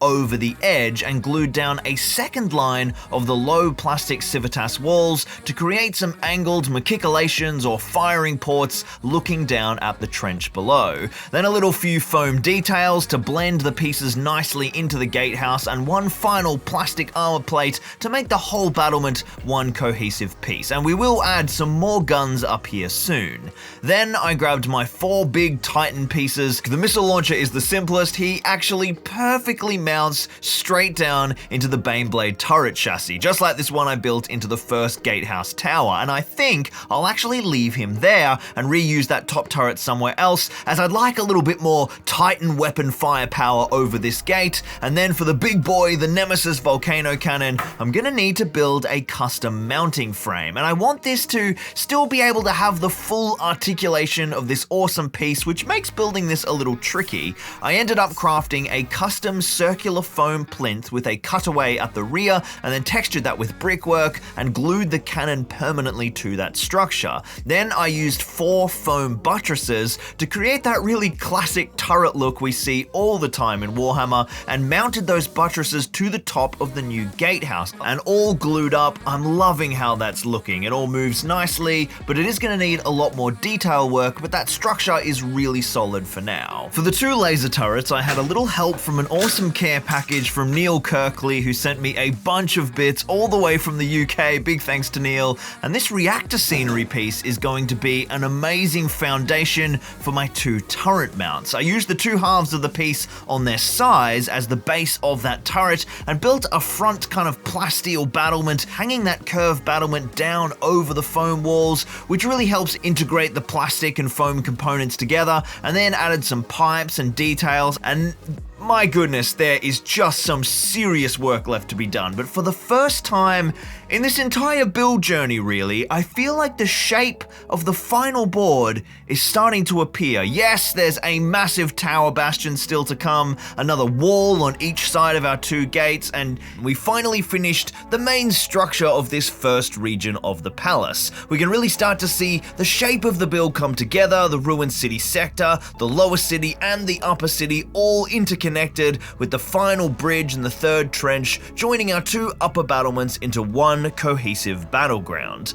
But it still didn't feel epic enough. When people look at this board and walk around it, I want them to be blown away. I want to capture that sense of awe that I got when I saw the amazing centerpiece at Warhammer World, or when I pore over the immersive Siege of Terra artwork of Neil Roberts, and it became very obvious very quickly what my Imperial Palace was missing. It's time to build the biggest tower that Warhammer has ever seen.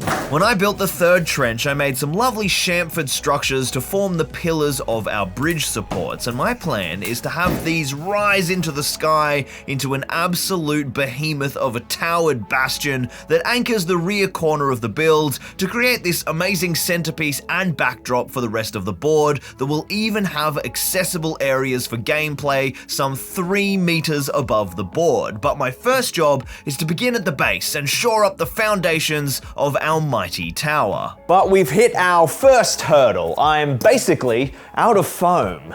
A quick road trip to Christchurch to pick up a whole bunch of different sized sheets of extruded polystyrene, and there is just no better feeling than a carload of foam deploying into the workshop. Look at all that delicious orange goodness. Then I grabbed the back corner of the board and separated it out from the rest of the palace to make working on this piece a bit easier, and then grabbed my huge thick sheet of foam and carved up 4 monstrous pillars. I scored in a brickwork pattern the same as the pillars from the lower level, and then got to texturing them, and man, I just love this thicker foam sheeting. It's glorious to cut and shape, and it takes texture from foily and bricky just so well. Apart from a general rocky finish, it's also important to round off the hard edges of the foam to make it really read like weathered stone and not freshly cut polystyrene. With all 4 looking really nice, I whacked them into place, and my goodness, this thing is going to be huge, maybe too huge actually. I was originally just going to have a tower on top of these 4 pillars, but then I had this idea to use this structure to hint at even more upper levels of the palace beyond this piece, and to make something really special, so I decided I would have the bridge tower as the front corner of a much bigger structure that jutted backwards from the pillars and across our chasm behind it. To build out the new side walls of this mega bastion, I grabbed some 20mm unskinned foam and cut a sheet that was as high as the lower pillar height, and then textured the Emperor out of it. I'm building this entire tower in 2 kind of modular sections so that it will be fully removable for storage and transport, and it's also going to open up some pretty interesting modularity options. Even for me, I think this might be too tall. I was gonna whack a platform on top of this and then build up the kind of upper element of the bastion, but it's gonna be not just probably touching the roof, but you're not even gonna see it when you're playing on the board underneath. It's gonna be so high. So I think I'm gonna shorten these pillars and then build up the rest of the bastion. With the pillars cut down, I set about texturing even more foam sheeting to make up the remaining height of the side walls of the bastion supports, and gluing these in place was a bit tricky because of course we can't glue these sheets to the level below, as we want that level to be our kind of modular break-off point. So instead, I just pinned everything in place with skewers and then glued the sheets to the upper structure with a bunch of liquid nails. This is all looking a bit rubbish at the moment, but it's about to all come together with the addition of some sweet looking arches. I just love the bridge span on the level below, and I love the idea of repeating that motif up the bastion, so I carved a nice archway into more 20mm XPS, and then beveled the edge and carved in a really quite detailed brickwork pattern. I like to create a contrast in brickwork styles across various sections of the build. The more structural something is, like the larger the stone are, right, to hold the weight, to bear the load, but if a piece is more decorative, I'll do a finer grain of brickwork. I decided for even more detail that a double layer of beveled arches was the way to go, and glued those in on the front and back of the tower, and then fell in love with the aesthetic so much that I decided to create the exact same thing for the 2 sides between the pillars, but with like a much thinner arch profile. I even got suckered into doing double layered archways here as well. It just looks really cool. And after a bunch of finicky repositioning, I managed to get all of these elements glued together looking pretty straight. That's the core structures complete, and the next step is just a really finicky stage of adding in heaps of decorative finishing foam, long stripping and chamfered detailing supports, which blend all of the large structures together and make them feel like a more kind of cohesive piece of architecture rather than just sheets of foam glued together. They add a huge amount to the piece, both inside and outside the archways, because of course, this piece needs to be totally interiored. We can see inside the faces of every foam sheet through each of the archways. I really feel like we're onto something here, and I've got some pretty big ideas about where the rest of this lower bastion can go, but we're gonna start with the lower battlements. And our first job is to finish mounting our two massive Titan armaments, the kind of centerpiece of these lower battlements that we started in the last video. I've already made the two firing platforms using some awesome pieces donated by Neil Kirkley from the UK, but to get these massive laser turrets mounted to the platforms, I ripped into my latest care package from the magnabaron.com, your one-stop shop for all things wargaming magnets. Con the Magna Baron has sent me just a huge range of magnets of different sizes, perfect for just about every wargaming project possible, and when I built my two massive Titans, I had already magnetized all the weapons and the mounts and the options, so the laser turrets already have their magnabaron.com magnets. I just need to mount a magnet in the platforms. Holy shit, these are strong. I found the perfect little Mechanica scenery detail to glue the magnet into using some gel superglue from Deluxe Materials, and then the plastic glue to mount that detail piece to the platform, and then once that had fully cured, kaboom, look at these turrets. We've got full rotation, and the massive Titan gun isn't going to go anywhere, which is a real testament to the strength of the magnet, because these laser turrets are heavy and really badly balanced at the mounting point. The newly magnetized laser turrets look awesome, and I originally designed this platform to just mount on the wall as is, but as I dreamt of building out these battlements, I decided some real centerpiece emplacements could give these long flat wall stretches a nice focal point, so I began to carve up a series of foam structures to form an elevated strong point that our turret can rest on. A range of different brickwork shapes and chamfered sloping surfaces added a bunch of interest and tied this piece to the overall architecture, and it also gave me a great leaping off point to continue the rest of my battlement, using the tried and true method from the earlier parts of the build, using the epic scale Civitas kits. I assembled a strip of low walls with a floor panel to span the gap between the emplacement and the tower pillar, and then hung them out over the edge so that I could create a ramped machicolation to hang out over the trench. This whole battlement now needs a pass of intense detailing with extra weapons and power cables and little greeblies everywhere, but I'm happy with it for now, so I jumped on over to the other side of the trench and knocked up a similar set of defenses, building another emplacement for the second laser turret. But then when it came to the long battlement, the span of the walls here is much longer, so I added a little elevated detail just for some visual interest, which will be a jumping off point for some extra details and armaments in the future. Although such a long span of wall, the slope machicolations do really look fantastic. Then I decided before we moved to the upper platform and the tower above, I was instead going to add some more detail to this lower bastion, so I summoned my horde of scenery bits that I've accumulated across the project and rummaged for inspiration. We're going to need a way for troops to access the upper rampart, so I decided that each of these pillars should have an elevator, just like a lot of other areas in the build, so I used some of the old Cities of Death doorways to make some elevator access hatches, trimming the detail down on the back so that they glue nicely in place, and then to blend those into the structure, I built a little trim out of foam as well as some skirting and added this on both sides, which I think really reads quite nicely. And then I took all of those pillar offcuts that I'd saved when cutting down our tower pillars earlier and sliced them in half and mounted them on the other stone wall next to the gates, and then this big structural support now runs up the entire side of the lower bastion. Man, it has been a hard couple of weeks. Winter has arrived and it is freezing in this workshop, and carving foam in the cold is not ideal. It's like 2 degrees in here at the moment, and the last couple of videos haven't done that well. Minas Tirith just did terribly, and the last Palace video didn't do that well either. We had a nice run of videos,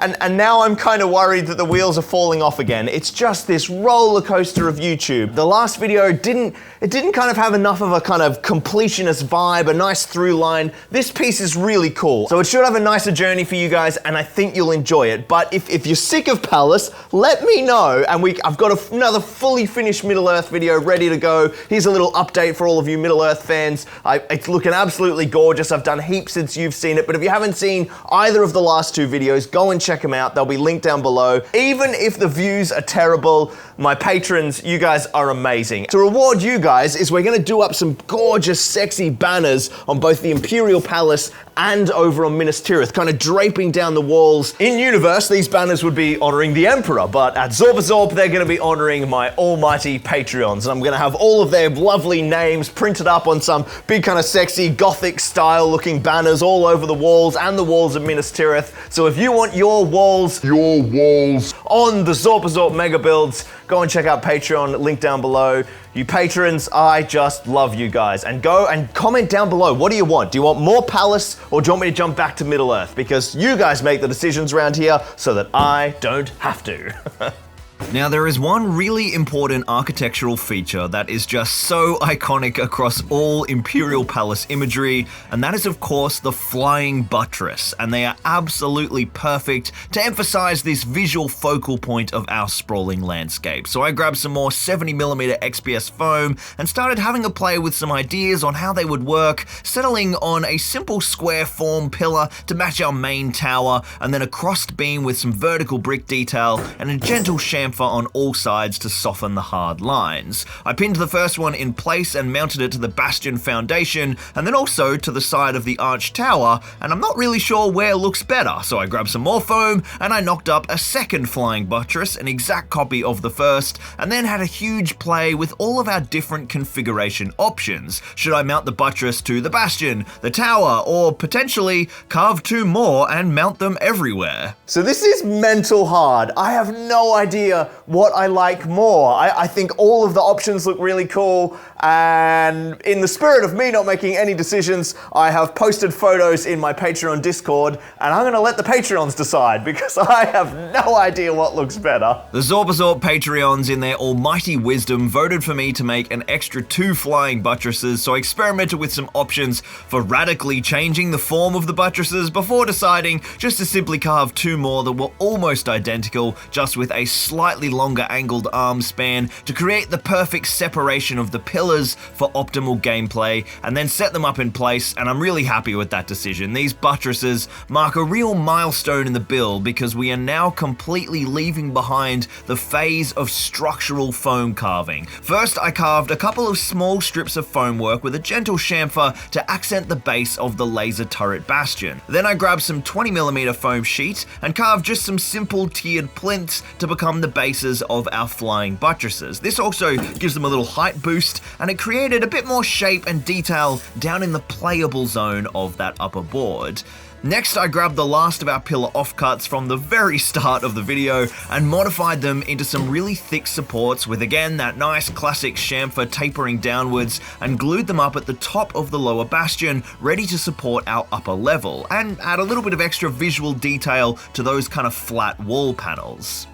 Then I grabbed a 10mm sheet of foam and cut some really nice thin strips with a simple brickwork pattern using my scalpel, pencil, and just a bunch of texturing with alfoil, and then cut and glued those in place across the top of the sloping arms of our 4 flying buttresses to begin adding detail to these mighty wings of Imperial fortification. Now, no flying buttress is complete, of course, without some curved inner arching, so I used the lid of my bin to mark out the perfect curve into some 20mm sheet and carved in a simple but kind of elegant brickwork pattern to emphasize that curved shape, and then glued those in place on all 4 of our buttresses, as well as adding a piece of vertical stripping that continued that curved detail piece down the pillar of the buttresses. Now, this episodic series of the Imperial Palace uses basically the same title each video, which works super well to program the algorithm to show it to you guys who've enjoyed the project, but I've seen in the comments it can get a bit confusing to keep track of what you have and haven't seen, so I've made some sexy changes for you guys. First, the titles and thumbnails of every older video have been updated with an episodic number, and I've put them all in a playlist on my homepage in episode order, so go and check that out if you've missed any updates, or even better, jump back to the start and binge the whole series so far. With the buttress structure looking grand, we need some really sexy details for the top of the pillars, so I grabbed my plastic Civitas spire kits and glued together 4 kind of square mini bastions, and then glued those onto a series of foam plinths that taper out from the width of our foam pillar down to the size of the plastic kit, and help to kind of blend the 2 layers of foam and plastic together. I then added some little plastic mini flying buttresses, tiny versions of their massive foam counterparts, and used those to kind of bridge the gap between our plastic and foam layers. I then assembled 2 octagonal and hexagonal tower floors, and then a lancing spire roof for each buttress, and glued them on top to complete a lovely spiky lethal buttress topper, and glued them all into place, and my goodness, we are truly getting somewhere now. Our final detail is to add the foundation of our upper level, and to get easy access to the top of the structure, I literally activated floor hammer mode, doing away with the tables and just plonking the foundation like right on the studio floor, and then jump back to my desk to cut and texture a stone bulwark to kind of run around the top rim of our structure. I opted for a nice thick set layer of stone. It just sort of fit the aesthetics of the structure really nicely, and it will also allow me to mount foam panels behind it and allow the piece to create a natural kind of battlement for any upper level work. I gave the pieces a nice chamfer to bleed down into the bastion forms below, and I'm just thrilled with how this beast has come together. Now obviously we still need to build the entire top of this tower bastion, but as a reward for you guys and to hit that completionist high, I gave this lower level a prime and slapped it all together on top of its massive trench we've already built, and I cannot wait to make this beast even bigger and to add it to the rest of the board to see just how big the Imperial Palace truly is now. A lot of these palace videos are all about massive scale, adding huge chunks of foam that create lots of structure and texture, but don't really provide a lot of sexy details. In the comments, you guys are often asking, where are the statues, where is the gold, and where are the guns? So today we're not only going to finish off this massive tower, we're going to layer in some details in key areas of the board to give you guys an idea, a real sense of what this board's going to look like when it's finished. So let's make an Imperial Palace the Emperor would be proud of. So last week we smashed out the beginnings of this absolutely massive tower, gorgeous foam carving, and a little sprinkling of plastic detailing. I cannot express enough how much this piece means to me. Finally, we are getting to the parts of this build that really scream Imperial Palace. The big sexy arches, the flying buttresses, and I'm just so thrilled that you guys liked it as much as I did. So let's lean into that feeling and make this beast look absolutely amazing. Before we begin on the upper levels of the tower, I grabbed a whole bunch of multi-purpose filler and started sealing and grouting all of the joins in the foam layers. When you're building so many foam layers together, there are always going to be gaps, especially with modular terrain like this tower, so just embrace them, let them happen. They're so easy to hide and make disappear with filler anyway. It always blows my mind how this kind of filler layer just transports any carved foam structure from a bunch of glued bits of materials to a cohesive piece of architecture. Then it's time to slap down a big prime, and crikey, this was easily the most difficult piece of the palace to prime so far. As always, a big hit with the spray gun, doing multiple coats on all of the foam components, and then some work with rattle cans on the plastic details to lay down a really good prime across both materials, and then it was time to deliver on a promise that I made to you guys. Before we can begin our major detailing, it's time to deploy the full Imperial Palace built so far. So this is everything we have built so far, and far out, this tower is like the ultimate centerpiece for the whole board. There is still obviously a lot to do. We need all of these front skirts and extra walls to be built on. This whole area has just no detail at all, but we can definitely see the scale, right? The layout, the kind of shape of this board is really coming together. Now today's video is all about scale and detail, and the only real part of the piece that kind of comes close to the right level of detail is the very first gatehouse, which is painted and fully blinged out, although it could definitely do with more.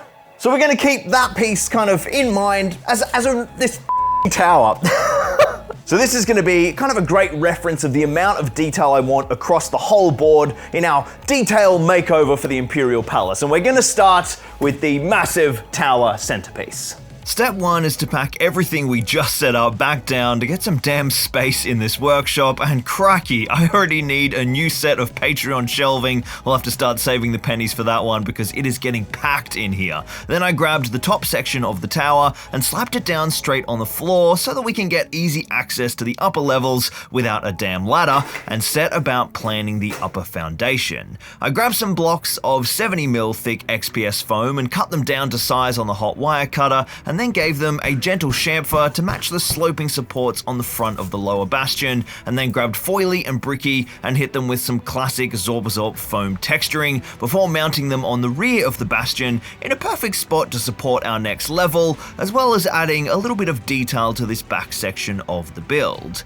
Then I began the flooring with a rectangular sheet of foam which I cut down to size and then textured with some simple brickwork, opting for large kind of square floor tiles and then glued that down into place over the top of the central tower. Then for the flooring over the two bastions, I just grabbed a large sheet of 20mm XPS and cut down a kind of custom shape to match the inner profile of the battlements we made in the last video, but created some more playable space by spanning the gap between the two side towers across the trench. And then to support the thin foam panel that crosses that trench, I cut and textured a support beam with a nice chamfer and a few kind of little sloping details that meshed it in nicely with the two towers on either side. And then our flooring is ready for the next level of this massive tower of the Imperial Palace. I decided to begin by continuing our main central tower upwards, the one with all the arches, and I started by cutting some more 70mm foam to make some sexy pillars, just like our lower arch tower, but I made them a little bit smaller to start tapering upwards with smaller structures at the top, moving towards that kind of big spirey tower form. But then I just gave up on my studio. We had a surge of icy winds come up from Antarctica this week, and temperatures plummeted across the South Island of New Zealand, and my uninsulated studio is pretty miserable early in the morning and late at night, so I grabbed the top section of the bastion and took it into my live streaming studio, which has a small 6x4 gaming board that we can set up a secondary crafting station on, and my mini painting bench is gonna have to do for carving some foam. I finished off our 4 new pillars with a brick pattern and a bunch of texture from bricky and foily, and then grabbed some large foam panels and began on our walls and archways, and the rest of this process is pretty similar to the lower level that you guys saw in the last video, so I won't bore you with the same stuff, but I'll focus on the few changes that make this tower different. I decided the two side walls would actually be completely solid, so I just added some simple solid stonework texture and recessed the walls in between the pillars, and then added a little accent kind of base piece to rise up above our battlement and mesh the bottom of this tower with the foundation that we just made. Then for our front and back, we're going to repeat the sexy arched forms from the lower tower, but this time with a kind of slimmer arch, again emphasizing that reduction of size and scale as we move up the tower to that sharp, pointy roof at the top. I made our first archway the same as the lower ones with a thick 20mm sheet of foam, but then to lean into that kind of tapering vibe even more, the outer archway was actually carved from a 10mm sheet, and I just love how those kind of different thicknesses of foam layered together. I gave it all brickwork and textured, and of course chamfered the lips of the arches just as before, and then I glued all 4 walls together with our pillars and used some skewers to keep them straight and true as they dried, and I am just pumped about how this next tower level is starting out. But now it's time to smash out the roof of this mighty tower, and here we need to lay the perfect foam foundation for a heap of plastic detailing to come. So I started with experimenting with some sloping roof panels and some stone pillars, and I then cut and textured 4 panels for the first part of our sloping roof and glued those in place to the height of our new pillar toppers. Then I mounted a flat plinth textured with more stonework that will act as the base for the next level of the roof. More sloping roofline using some offcuts that I'd made when I cut down those first roof panels I experimented with, and I then mounted another plinth to continue this theme of sloping rooflines and then plinths reducing and terracing in size as we move up the build. Then with our core foam structure finally finished, it was time at long last to add in some plastic detail. I started by knocking up 4 more Civitas spires, just like I used on the top of the flying buttresses for the lower tower, using the same set of foundation platforms and tower levels capped with an awesome pointy roof. I glued all 4 down onto the tops of the main pillars and then grabbed some more spire pieces, but a piece that I've barely used so far in this project, this awesome little foundation piece with lovely sloping roof lines and doors and windows, the perfect plinth for our next range of tower spires. I then grabbed some more spire pieces and assembled 4 new towers, but had to do some clever combinations, flipping some of the tower levels upside down and building out the hollow bottom layer with a layer of foam to get those pieces to work the way I wanted. And then after some nice, sharp, seriously spiky roof spires, there's like blood running all down my arms, I glued them down onto our top plinth to make the apex of our top tower.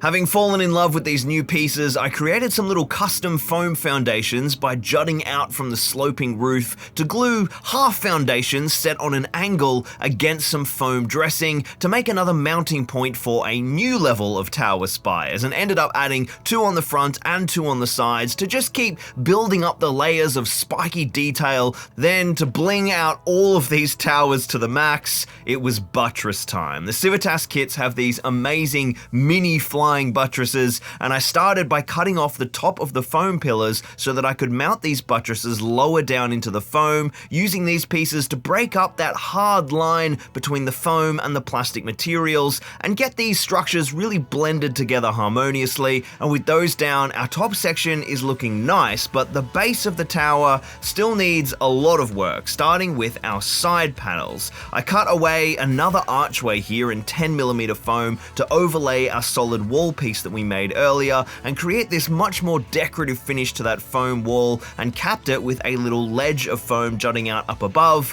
and then grabbed the second style of buttresses from the epic scale scenery kits and mounted them onto that ledge, just creating a lovely layer of plastic detail on this previously boring flat plane of foam. I love that look so much that I decided to make something similar for the front, so I glued down a strip of foam, but this time the flat side that the buttresses mount against is facing downwards to send those buttresses in the opposite direction. The larger style started to ruin like the archway vibes of the main foam wall, so I started swapping to some smaller pieces, using some of the small spire roofs, which we haven't used a great deal, in the center, and that ended up making a really nice feature of that panel. Then I jumped back out into the freezing cold studio to get kind of like a look at how everything's coming together, how the full tower's vibing, just so that we know where we need to go next. I just want to emphasize how big this is. That is the rampart, that goes above the trench sitting on the floor.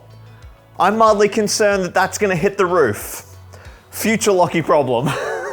Now, to keep on building up the detail, we're going to start with probably the most important detail of all, the Dakka. And over the last few weeks, I've had some amazing folks sending me little care packages of bits and spare weapons and equipment, entire armor panels from various tanks, all sorts of sprues of plastic crack goodness, and I laid them all out on my hobby bench and started to see what would inspire me. First, I started sorting through a massive selection of Imperial Guard heavy weapon team spares from my mate Brant back in Queensland. And while a lot of these pieces are all at 40k scale, when they're used for epic scale, they just seem like absolutely massive flak cannons and laser destructors or mega bolters, and I am absolutely fine with that. Up first, I kit bashed 2 twin las cannon arrays into 2 Forge World resin firing ports that I found in a care package with heaps of wacky weapons and vehicle accessories donated by Dave Chapman here in New Zealand, and then I got all distracted by Dave's other goodies and inspired by more of those tank armor plates, and I decided to mount these 2 partial plates into a foam housing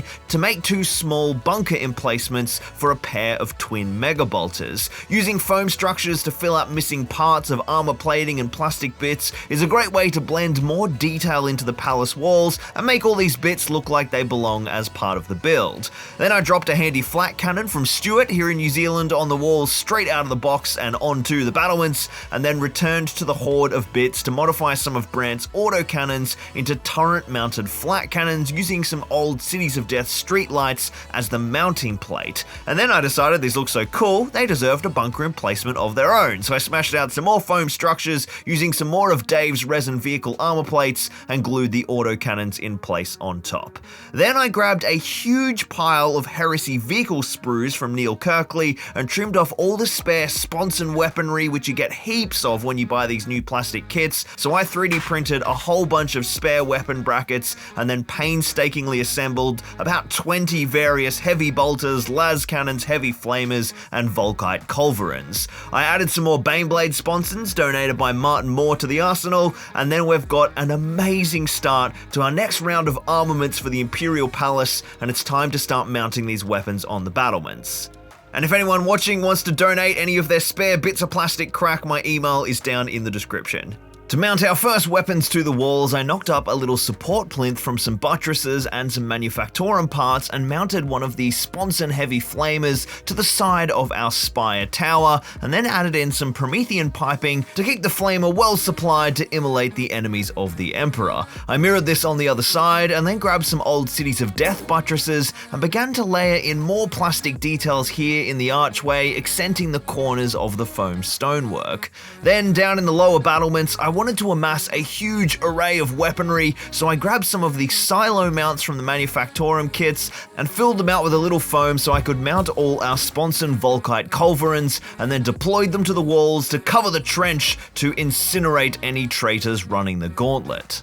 So next I want to mount some guns on the little pillars up here on the side of the spires, basically just get Dakar all over the Imperial Palace. But first, we need to make some more flying buttresses coming off the side of this tower. I just think the lower ones look amazing. Let's continue that shape and form. They're just so impressive. And we also need to leave some space for the Patreon and YouTube channel member banners. All of the amazing Patreons and channel members who have been supporting this project, I'm going to get their names and emblazon them on these big decorative banners hanging off the walls of the Imperial Palace and Minas Tirith as well. So if you want to support the project and get your name emblazoned on the Zorpazorp mega builds, go and check out Patreon, link down in the description, or you can become a channel member right here on YouTube, whether you're on the Patreon or a channel member, or throwing a super thanks down in the comments, or just liking and subscribing. You know, it all goes a massive way to helping these videos be successful. Now, let's build some more buttresses.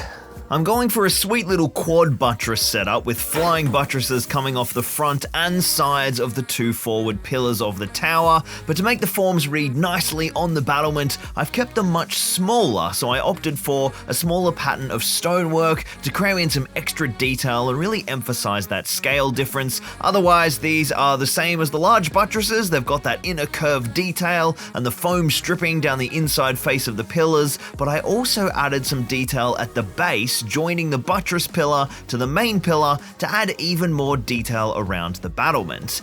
To get them the right size, I actually overhung the pillars off the edge of the battlement and modified a little underplinth, and then added more tower spires on top of the battlement pillars for extra spiky goodness, and carved in some stonework detailing to blend our plastic and foam layers together. Then for the rear buttresses, I jumped straight back to the stupidly massive size of the lower supports, so cut some big chonky foam sheet down into pillars, but opted to keep the arm size similar to the ones below, which meant a much shorter pillar up here on the upper level, and this creates a really lovely angled silhouette for the flying buttress and the whole building that emphasizes the sharp, spiky form of our central tower lancing upwards into the skies of Terra. And I am just so unbelievably happy with the vibes that we've managed to capture with this structure.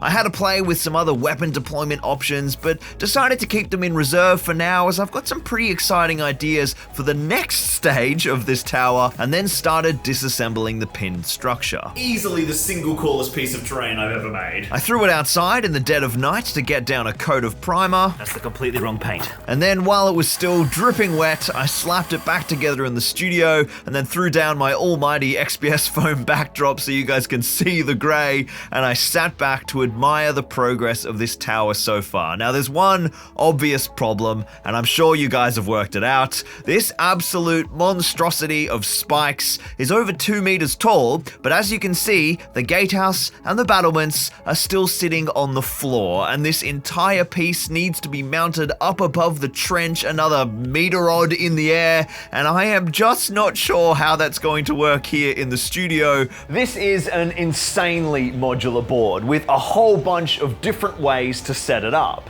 But this is the master layout, a layout to control all others. And into this layout I have poured my foam, my plastic crack, and my will to dominate my own sanity. We've been building this board together in chunks, moving around the structure, working on different parts to give you guys that nice completionist dopamine as each part of this monster layout comes to life. But that means that a bunch of areas of the board are at different stages of completion, and a few pieces have been basically left completely unattended. So today we'll not only be touching up some neglected areas of the palace, but also adding some brand new ones to get this whole board ready for some Warhammer battle reports like you've never seen before. Our first job is to assess the state of the overall build. The Imperial Palace is obviously a massive location, and the final board will be insanely detailed, but I've created a series of checkpoints for the mega board, different stages of finishedness that will allow us to get a monster board that's playable and looks fantastic for gameplay, but can still be added to and improved as the build progresses. Here we have the first gatehouse, the trench, and the lower city. These pieces have got a nice level of detail in the stonework and the rampart, and the foundational paint job as well. They look like a nice cohesive piece, but this is just the first stage of the palace's journey. From here we will be entering a huge phase of hyper detailing, adding a whole bucket load of gold details and metal banding and plating to accent the grey stonework underneath. But for now, it's good enough to game on. Other parts of the board are not so advanced. This big tower needs more detailing and a bunch more paintwork. The second gatehouse needs a bunch more fortifications and defensive positions. The second trench is in a sorry state. We need some bracing, some buttresses, accents, and of course, some gates so that this lower gangway is actually usable. But the biggest problem of all is something that you guys can't even see. Here underneath the lower city we have a new square table to better suit the layout up above, but it's taller than the original table, which has completely thrown out the structural engineering of the first two trenches. Not to mention these two outer walls of the lower city are completely missing, and this part looks like it's falling off into a chasm. My goodness, we have a lot of work to do. Our first task is one of the most important. The foundation of the lower city is a hot mess. We need new foam paneling to skirt the table so it's completely hidden beneath the streets, and the city sector needs some increased width to make the layout work properly. I started with some big sheets of XPS foam and then dived into my bits box and grabbed all of my off-cut pieces of epic scale road tiles, which will be perfect for bulking out the city blocks above our new trench walls to allow for much more modularity for our larger buildings. At the moment, they can really only go in a few central spots in the city layout. I began to work on the first wall section, carving in the same trench brickwork pattern with my knife as all our previous trench walls, a mix of different block sizes to create some nice visual interest, and then just as always widen those cuts with a pencil and then textured the emperor out of it with bricky and foily. This firmer skinned XPS foam really needs a fair amount of force to impart texture, but when the skin cracks it looks really nice for massive stone blocks weathered by the Himalayan winds of the Imperial Palace. This piece just balances against the table, and then the spare foam surface slides underneath the existing floor panels to give them some extra support. And then I mounted another section of wall sloping back into the city tiles. This not only creates a nice visual, if all the walls are just flat planes it looks super boring, but I also need the walls to sit underneath the existing roadway on this side. There will be a huge bridge that comes off this road here to join to an entirely new city sector. I blended the edge of this new wall with our first trench with a nice little bastion jutting out on an angle. This will become like a nice little gun emplacement in the future, and again helps to break up those boring straight lines, adding detail at a structural level that can then be blinged out later. And then it was time to smash out our last remaining wall panels. I spent a bit of time cutting all of the panels to the right size and tried to create more interesting shapes similar to our first wall but in reverse, starting right under the existing floor tiles for the second roadway to eventually meet a bridge like the first one, and then widening out substantially to create heaps more real estate for more ruined buildings. Then it was just a massive process of texturing. I marked up and sliced all the horizontal brick lines in the studio, but it was just so damn cold. It was about -2 at 8 in the morning, so I fled inside to my office to continue the texturing. Ironically, at the time I was working on this part of the build, I was listening to Prospero Burns by Dan Abnett again, And as Gareth Armstrong was describing the freezing cold conditions on Fenris, my breath was misting in the studio and I kept slipping on chunks of ice in my backyard, moving between the main studio and my office. It all felt really appropriate. I carved the remaining brickwork and widened all the grout, and then curled up on the floor right next to my heater and smashed in all the texture with bricky, and then jumped back out into the studio to start mounting the panels in place. The first panel got glued to our first wall under the roadway, and then I jumped to the second wall and began working from the wider section, building up my wall layers at different angles to create that widened city sector. I had to get clever with my bracing and supports, but of course these are hidden underneath the table, so they just need to be strong, not pretty, which makes the structural engineering a lot easier. I then grabbed my epic scale plastic road tile offcuts and mounted them onto our new city extension, cutting them to the right size to fill out the space. I am so happy to see this finally done. Back when I did the shoot for Warhammer Community, I had skirts on this part of the board, but they all got stolen for the second trench when it was built, so to see the table hidden once again and the widened city sector is very promising. It's time to make things all sexy and detailed, just like Daddy E would want. First up, it's time to just make an absolute bucket load of foam stripping we can turn into a bunch of detailed bracing and buttresses. These are just layered strips of foam textured with a plain, uniform brickwork pattern at a scale that will be quite noticeably smaller than the large stones of the main wall. This will set them apart and helps the whole wall read really nicely. Without some ornamentation, all of our new skirting just looks like flat sheets of foam, even with the brickwork we've already carved, but by building layers upon it, it emphasizes all of the stonework as a whole. I worked out I needed 27 of these buttresses because I've actually got a lot of walls that need them, not just our new skirting. Honestly, a lot of what we're achieving today is catching up on parts of the build that I had already intended to finish but had to cut out of previous videos because I just ran out of time. And it is so damn exciting to be able to see how this entire board is just going to jump up a huge level of quality by the end of this video.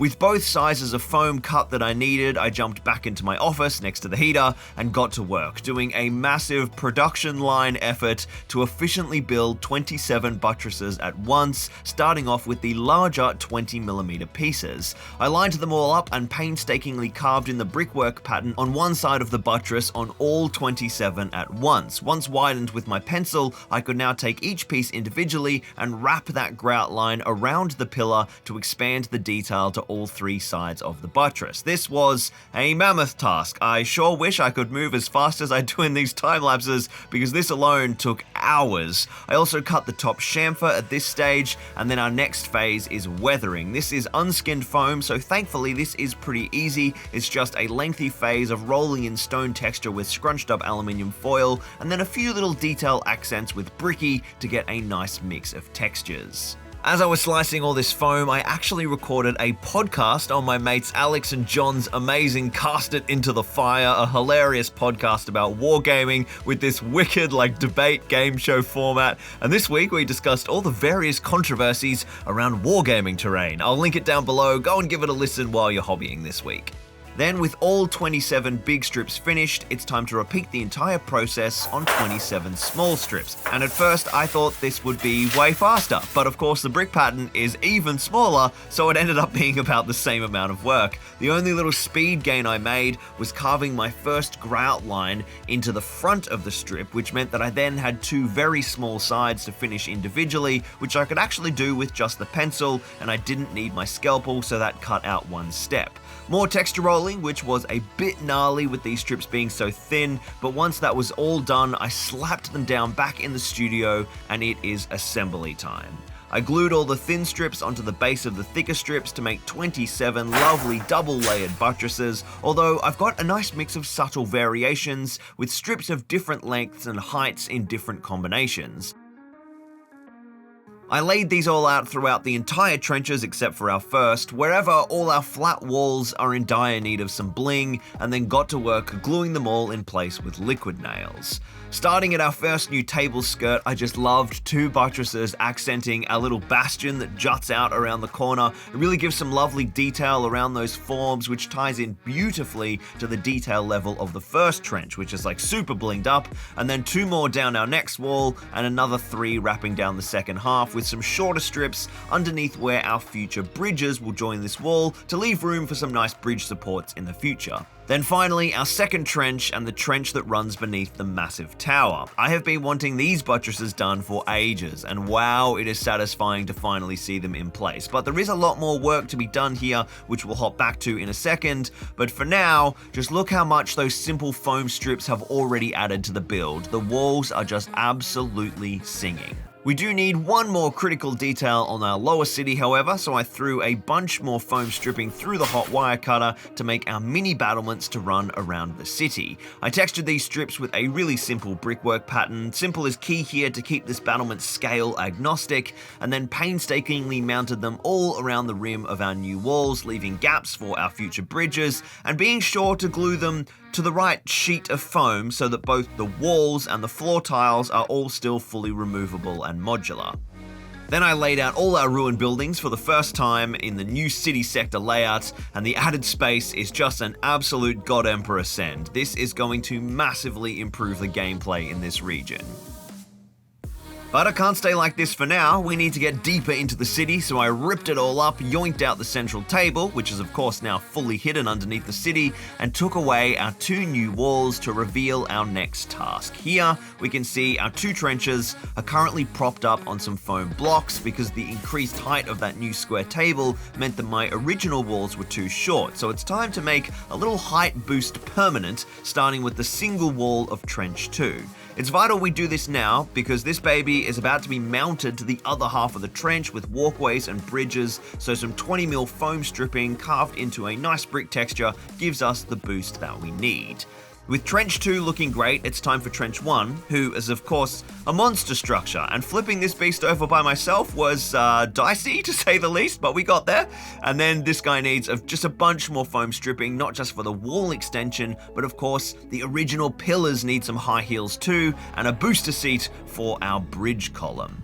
While all the trenches are disassembled, it's the perfect time to finish detailing our second trench, and the major missing detail is of course the gateways for our lower walkway. I kept these much simpler than the original ones on our first trench, basically because I'm out of plastic kit pieces to jazz them up, but with a bit of nice stone carving on both walls, we still get a nice aesthetic. A couple of extra buttresses with the 2 layers of brickwork tied in nicely to all the other ones we've installed throughout the trenches and help to build up the detail on this first archway.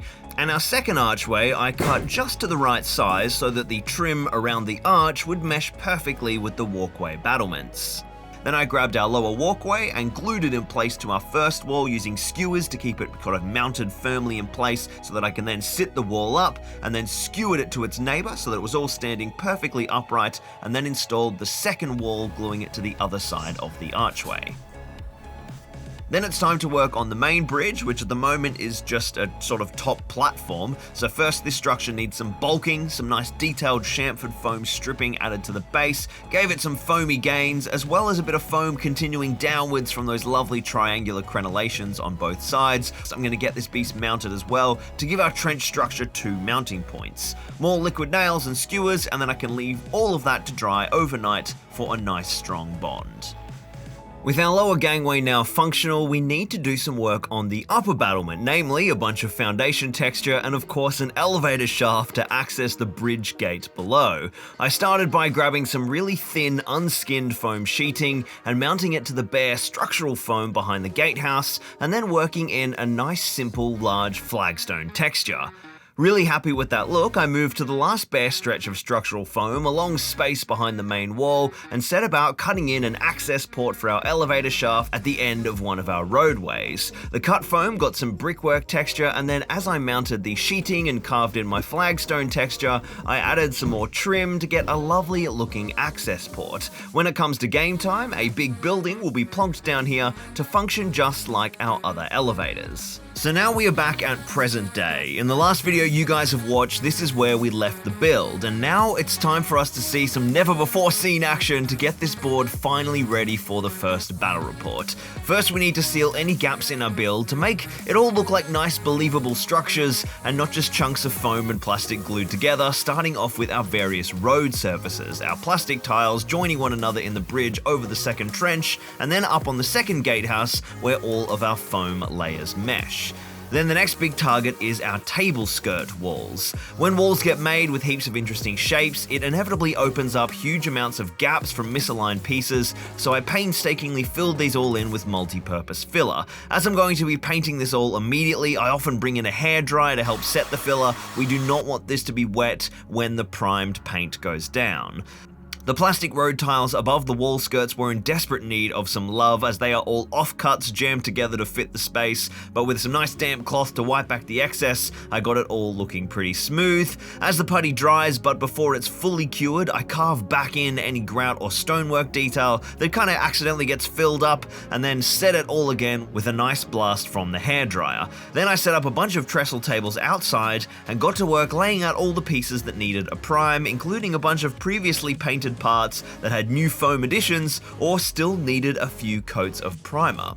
After a quick change to my painting boots, up first is the classic dark grey through the spray gun. This is a super fast application and a lot cheaper than rattle cans, plus it doesn't melt the foam, although with a build this big, it still does take a little while to put down. I did about 3 or 4 light passes to build up that kind of grey colour and keep the foam detail showing through.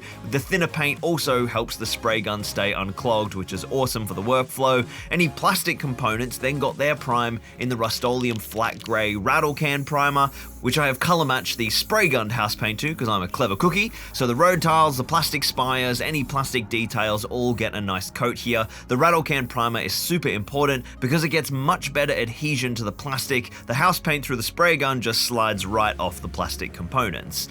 Then our final pass is a massive top-down highlight with chalked light grey. This is a super matte light grey paint that creates an interesting kind of concrete stony texture when it's blasted down sporadically on all of our stonework, both foam and plastic. The zenithal angle builds up a lovely starting point for our raised details, which we can then accentuate with washes. Once that was all dry, thankfully we had a sunny day, I dragged it all inside and set up the core structure of the palace back inside the studio.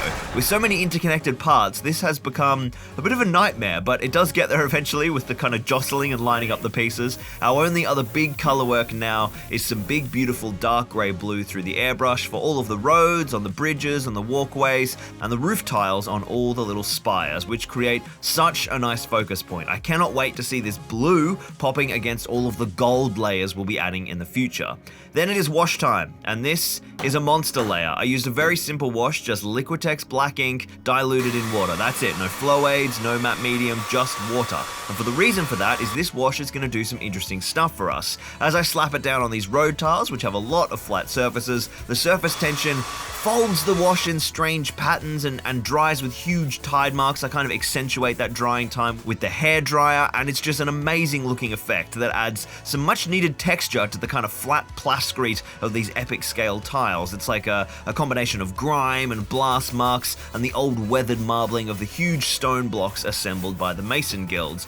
On the flat stone walls, the surface tension is broken up by the porous surface, so to create some staining effects, I slap down a layer of wash all over the surface and then go back with a more concentrated wash and dump it at volume in certain places to create running tide marks cascading down the walls, and as that all dries, it leaves a fantastic looking effect. Okay, if you're watching now, you've been strapped to a chair painting an army or doing some crafting for hours. I think this video will be nearly 3 hours when it's finished. So, looking to the future, this is the key region of the board here. Down here, we have another 2 access points. These are our roads coming through the main city district, and they are going to join further bridges. One coming off here and one coming off here. This board is actually going to have to be basically completely rotated around so that the big tower up there is going to be in that back corner. But imagining that this beautiful displate covered garage door is not here, what I'm going to do is have a whole extra set of city sectors. Imagine a big L-shaped table that flows down and then around here, wrapping around one there and one there, wrapping around the central city sector with these 2 bridges coming off and joining another 2 massive city sectors here. Basically, probably quadrupling the amount of kind of ruins and classic city fight action on the board. I mean, it's gonna be a massive update, and all of those gorgeous pieces from my Australian scenery kit, which at the moment are still sitting back in Australia, they're gonna be coming out, and they're gonna be finally the original, the OG Imperial Palace is gonna be reunited with the new successor here in New Zealand, and that is gonna be a monster board. Pretty much within the span of a couple of videos, we're gonna double the size of the board. All of this stuff, so much massive extra battle space for kind of big Siege of Terra moments out here in front of the palace walls. Now, obviously, they're gonna be more city sectors, so there's gonna be like more trenches that are gonna be needed. If you imagine these tables are running in here, there'll be trenches running around them. So we're gonna have more bridges, more gangways, and then of course, the Undercity. We've already got all of these lovely little gangways in here. There's one in there, there's one down there, and the kind of dream for those is that they would also join kind of together and have another level of board. And we've already built some parts of that board in Australia too. The kind of dungeony, bastion, modular, like Zone Mortalis style board is perfect for representing things that are underneath these city sectors that access these ports. But also, I don't know how the light's gonna be back around here, all the way here at the back, I have left these cavities underneath the city. We've got elevator shafts that drop down into these zones, and those are extra areas that can be padded out and kind of upgraded with playable zones. It's all about making this massive interactive landscape. The dream, of course, would essentially be to have it as like a permanent display, which I could then do battle reports on different parts of the board. But there's so much potential. I cannot wait to get all the scenery from Australia and just start slapping it together, bashing it into this monster layout that we have. But that is kind of an insight, a bit of a glimpse into my wild, crazy plans. Who knows how they may change once we actually get the scenery here from Australia. It's going to be a bit of an ordeal. I'm going to fly over, take empty suitcases with me, and just pack it all in and then post the rest. It should be quite an ordeal. If you're watching this, you have been tuning in to the Imperial Palace supercut for something close to 3 hours. So thank you so much for watching. I hope you enjoyed this kind of big collapsing of all the previous build videos, and there's just so much more to come with this location and just big Warhammer 40k, 30k builds in general here on Zorpazorp. And make sure you go and check out Zorphammer as well for all the battle report action on this board. If you're watching this when this video goes out, that'll be coming in just 2 weeks. If you're watching this far in the future, that battle report's already there, and I bet you it's amazing. I don't know, haven't filmed it yet. I hope it's amazing. So thanks so much for tuning in, and happy hobbying, folks, and I'll see you next time in the next update of the Imperial Palace on Terra. And don't forget to use my Raid Shadow Legends link in the description or scan my QR code to get insane bonuses for new players with an epic champion.